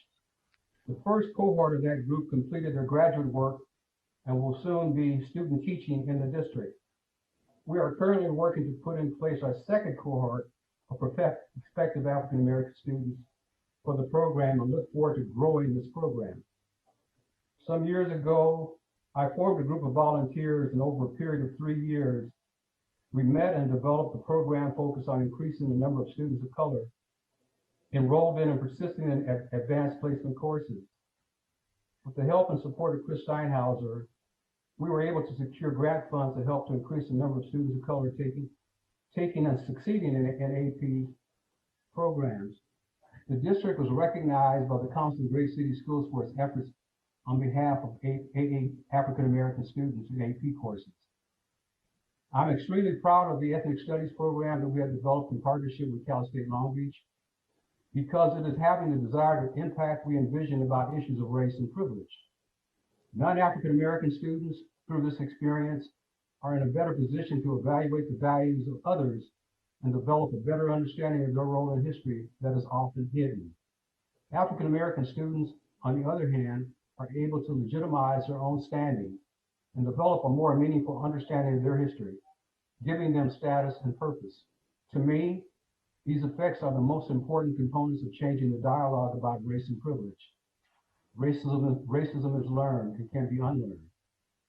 We also engaged the Long Beach Ministerial Alliance to provide input to the various initiatives the district was proposing or enacting, as well as recommendations to improve outcomes for African American students. Periodic meetings were scheduled to elicit their support and advice. These interactions included speaking at the ministers' churches about the district's programs and services. We were able to elicit support and involvement of CSULB President Dr. Jane Conley, who partnered with us as part of this program and spoke at various churches in an effort to recruit students of color to the university. The Long Beach Unified School District continues to have a long history of this advancement of racial equity for students of color. Those are the hallmarks of this district. So how do you define progress, especially in a world steeped in race and class? Given the overall landscape of race in this country as an institution, and when you reflect on efforts over the years to normalize the issue of race at the national and state level, one can see how difficult it is to move the ball. However, we have noticed that progress has and continues to be made on behalf of African American students in the district. And reflecting on the question of progress by the district, I mentioned as the first step along this journey the decision by the city for voluntarily desegregated schools. And if we can define progress as an improvement over a former situation, say, an increase in the number of African-American student graduation rates or college attendance, and if these actions are sustained and improved, I would submit that progress is taking place. Of course, much like any situation, the need for improvement continues, particularly as the issue of race and its attendant problems are concerned. Race is a constant, and there will continue to be considerable challenges to mute its impact. These challenges have been felt for the past 500 years and will continue to serve as impediments. However, improvements can and are being made. Recommendations: I would request that we use as a starting point to assess those programs and practices that have promoted equity and progress for African American students by reviewing the data on these programs for the past 5 years. This will serve as a baseline as to the effectiveness of the district's efforts to improve educational outcomes for African American students. I would also recommend that the district undertake a comprehensive survey of its students, parents, and stakeholders to solicit their input and recommendations about programs the district should pursue on behalf of all students, and in particular African American students, through a sampling process on income and economic strata in each board member's district. I would finally recommend that we look for ways to engage our union partners in the important and essential work of removing racial barriers in the classroom. Attitudes and opinions about race matter, along with judgments about who has the ability to learn. This is perhaps the most critical part of this journey and where change is most important. Thank you. All right. Dr. Williams, can I add one word as we finish? Yes. I just want to thank you for that assessment. I want to thank you for the work that you have done over your career here in Long Beach Unified in connecting partners who weren't necessarily part of the education fold before you called them in and asked them to be part of the work. The work that you and my predecessors and our predecessors and colleagues have done, the work of staff these last 10 years really have set us in a unique position as we move forward. And I want to acknowledge and thank you for that work and make the commitment that as long as I continue on this board, that I will continue to do that work. And in 2020, in this moment of time, as we pivot to a new administration, a unique moment in history moving forward, that the work that you've done will contribute greatly to the work that we get to continue to do and on behalf of the folks who started that work. So I am grateful for all of the work that you've done, and I look forward to what's next and what we can continue to do to continue the work that you have started. Thank you very much, Megan. I really appreciate it. Well stated, Megan. And Dr. Williams, I think you just read a contract which we all are willing to sign. All right. Thank you, John. Further discussion? Okay, let's do a roll call vote. All in favor, Dr. Benitez? Aye. Ms. Craighead? Aye. Mr. Meyer? Aye. Ms. Kerr? Aye. I vote aye. The motion is approved unanimously. Thank you, one and all. We're now at resolution 072020-A, approving the notice of authorization to dedicate easement to Southern California Edison at Lindbergh Middle School, located at 1022 East Market Street, Long Beach, zip code 90805, for deteriorated pole replacement and stabilization. Move approval. Second. Discussion? Roll call vote. All in favor? Mr. Meyer? Aye. Ms. Craighead? Aye. Dr. Benitez? Aye. Ms. Kerr? Aye. I vote aye. The motion is approved unanimously. We are now at reorganization of the board. Yes, Mr. Chair, I would like to nominate Dr. Benitez as president. I think our conversation tonight demonstrates to me that moving forward, we have an opportunity to partner with our community partners, nonprofit organizations, our educational institutions in our city in new and more intensive ways. Dr. Benitez's experience speaks directly to that work. He brings a skill set that I think is valued. One of the things I admire most about this board is our ability to focus on students and families and to not let personal issues get in the way of the work at hand.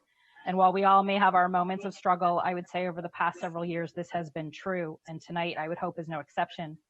The opportunities moving forward with the new administration, new board members in this COVID and post-COVID world are calling on us to do very hard things. And I firmly believe that we can do these hard things when we work together as a governance team. And I hope that Dr. Benitez commits to doing this work in cooperation with the board to fully support our new superintendent and executive staff and all who are working on behalf of children and families, and believes that he deserves a chance to do that. So I nominate him as president. Thank you very much, Megan, for the nomination. Is there a second? How does this work now? Are we calling for a vote, or may we nominate another candidate? Well, if there's, you can nominate another candidate, but if there's no second, we move on to the next nomination. Well, Dr. Williams, you after 16 years, I after 17 years, leave the board in December. That leaves Diana Craighead with the deepest, widest experience as a board member. And I think she is well positioned to be our board president during this next challenging year, and I would nominate Diana Craighead. I will second that motion. Any other nominations? Yes, Dr. Williams, for the reasons that Mr. Meyer just mentioned, I would nominate Ms. Kerr to be the president of our board. Okay, is there a second? We have a motion and a second for Diana Craighead as president of the board. I'm going to ask for discussion on the motion. Is there a discussion? Does Ms. Craighead accept the nomination? Okay, we'll call for the vote for Diana Craighead as president of the board. Voiced by Dr. Williams? Yes. Board Member Kerr asked if I would accept the nomination. Oh, I'm sorry. And so before we take a vote, I would say, yes, I accept the nomination. Thank you. Thank you very much. All right, so we're going to move forward for the vote. Starting with Mr. Meyer. Yes, aye. Ms. Kerr. Aye. Dr. Benitez. Aye. Felton Williams, I vote aye. Board Member Craighead, congratulations. You are the president of the board for the 2021 school year. Congratulations. I now hand the chair over to you for the vote for the vice president. Thank you. Okay, so do we have a nomination for vice president? I nominate Yes, Kerr. I second. Okay. I nominated Ms. Kerr, and was seconded by Dr. Benitez. Okay, and Board Member Kerr, do you accept that nomination? Yes, thank you. Okay, any further discussion? Then we'll take a roll call vote. Board Member Meyer. Aye. Vice President Dr. Benitez. Aye. Board Member Kerr. Aye. Board Member Williams. Aye. And I vote aye. So congratulations, Board Member Kerr. We're now the vice president. Thank you.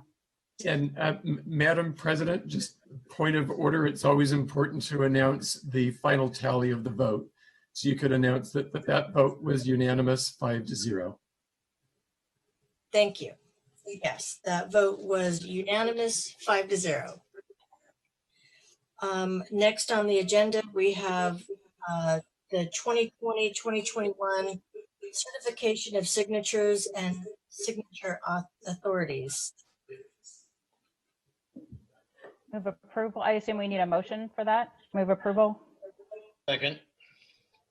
Any discussion? Letitia, if this passes, do you need us to come into the office to sign signature cards? Yes, please. If you could all make arrangements to do that, that would be great. How soon do you want us in there? If you could stop by tomorrow or the next day, that would be wonderful. All right. Just bring your masks. Okay. Okay. Roll call vote. Board Member Meyer. Aye.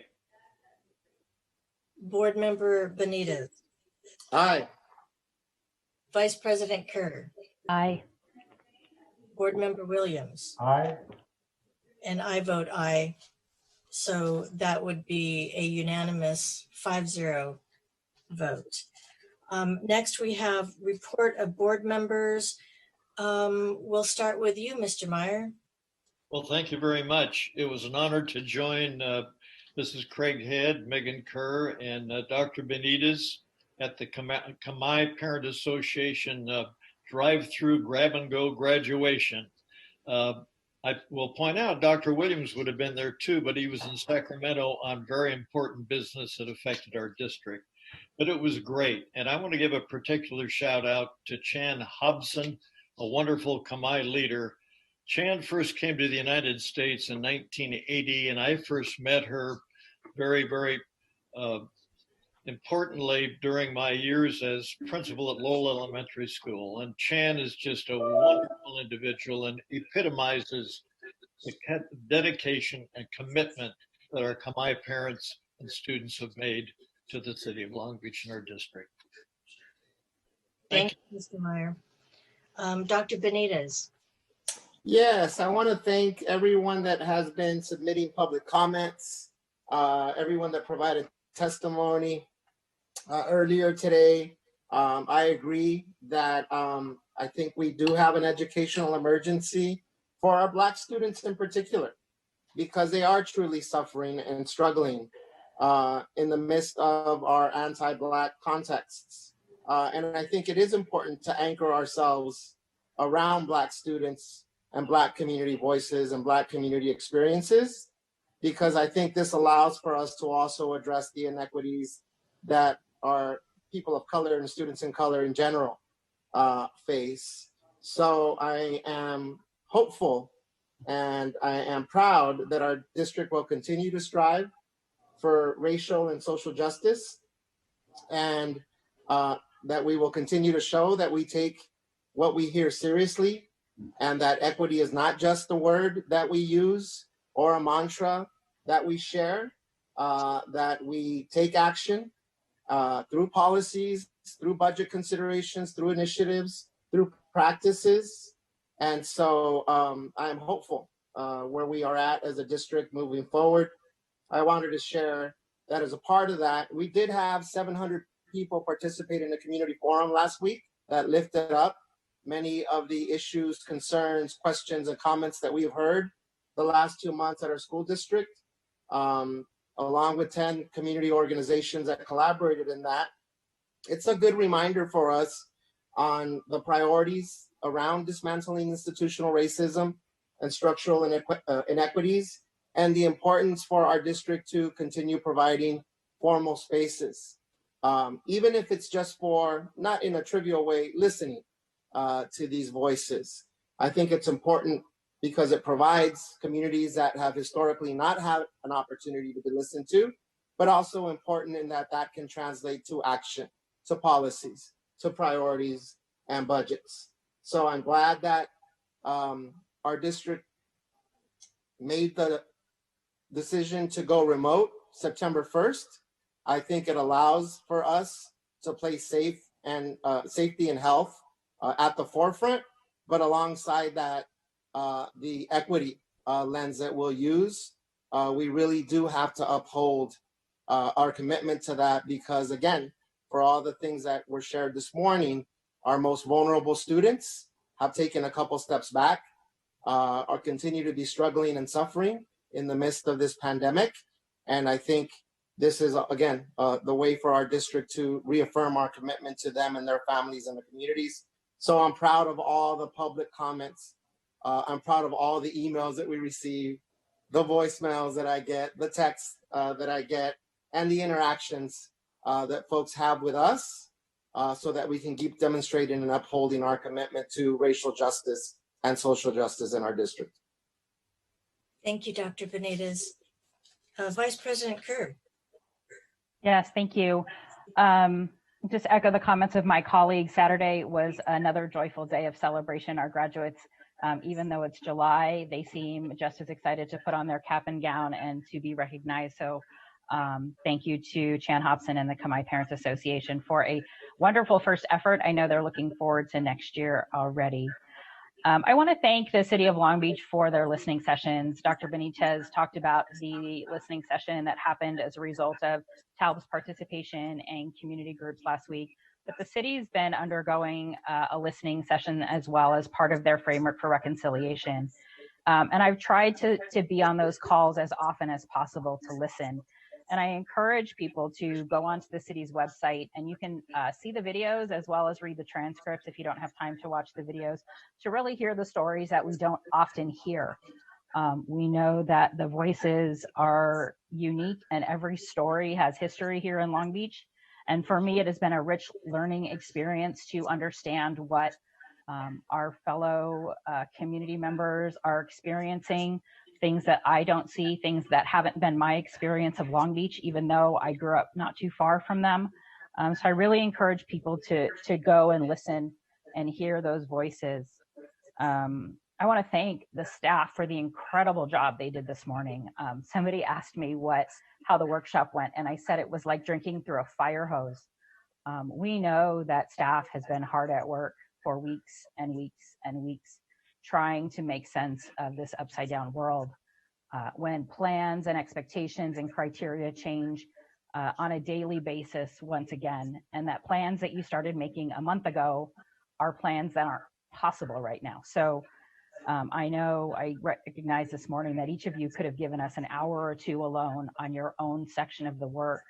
But I want to acknowledge the deep complexity that is this big system and extreme professionalism and thoughtfulness that every staff member is putting into this, from curriculum to instruction to teacher and principal support to our budget to our tech staff.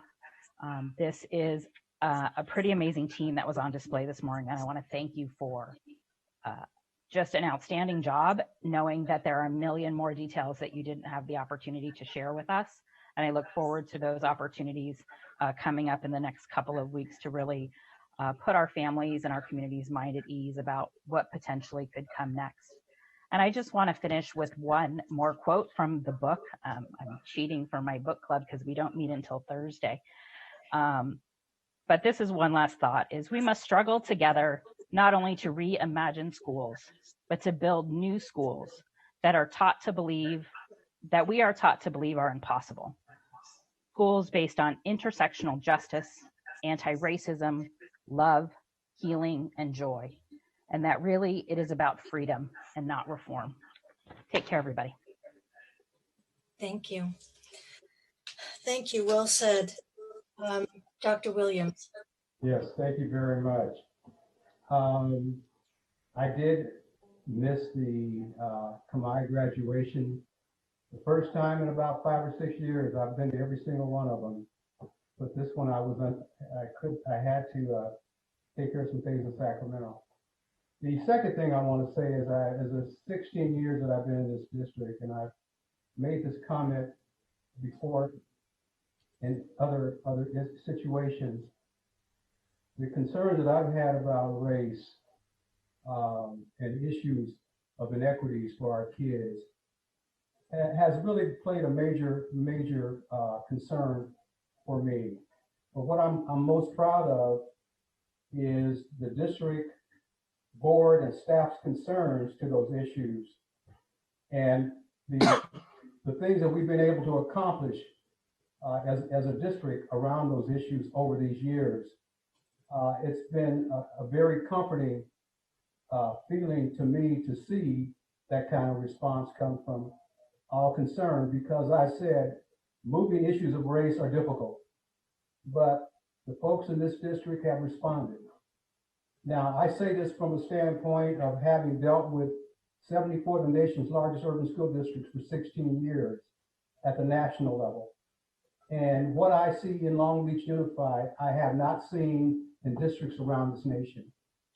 It really tells me something about the men and women in this district who, given this issue of race, have moved the ball to deal with it. And when people talk about progress, they have to really pay attention to those things that have occurred in this district. And a lot has occurred in this district. And I know it will continue to happen in this district. And to that, I'm thankful to so many of you for your support and encouragement over the years. Thank you all very much. Thank you, Dr. Williams. I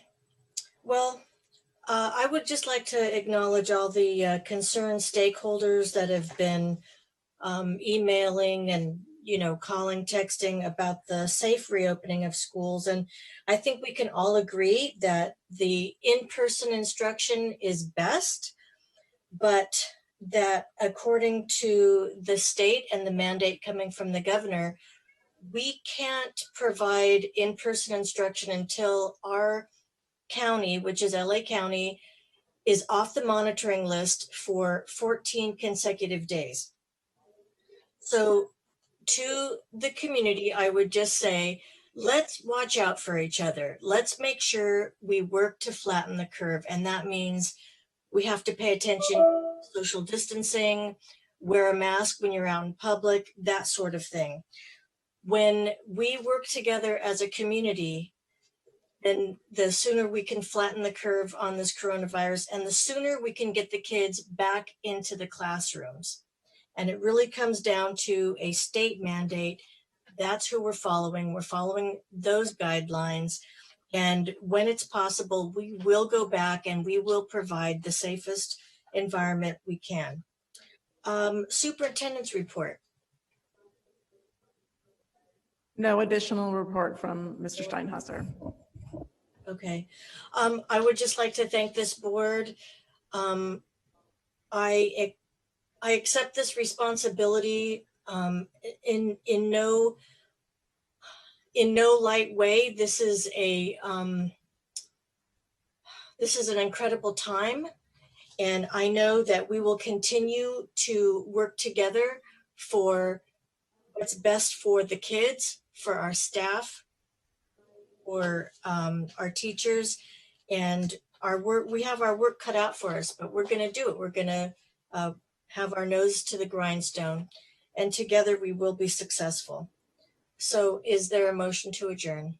So moved. Or any announcements? Okay. If Letitia had one, Letitia, did No, you no. have one?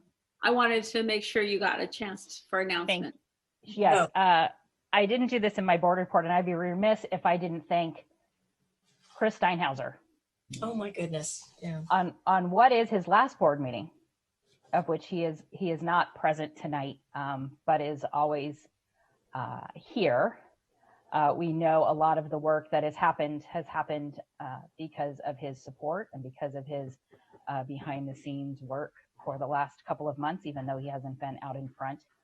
I'm thanking him for his decades of service to students in this last official board meeting of his tenure as superintendent. So, Mr. Steinhauser, if you are listening, thank you very, very much. Yes. Okay, any further announcements? No? Do we have a motion to adjourn? So moved. We are adjourned. Thank you, everybody.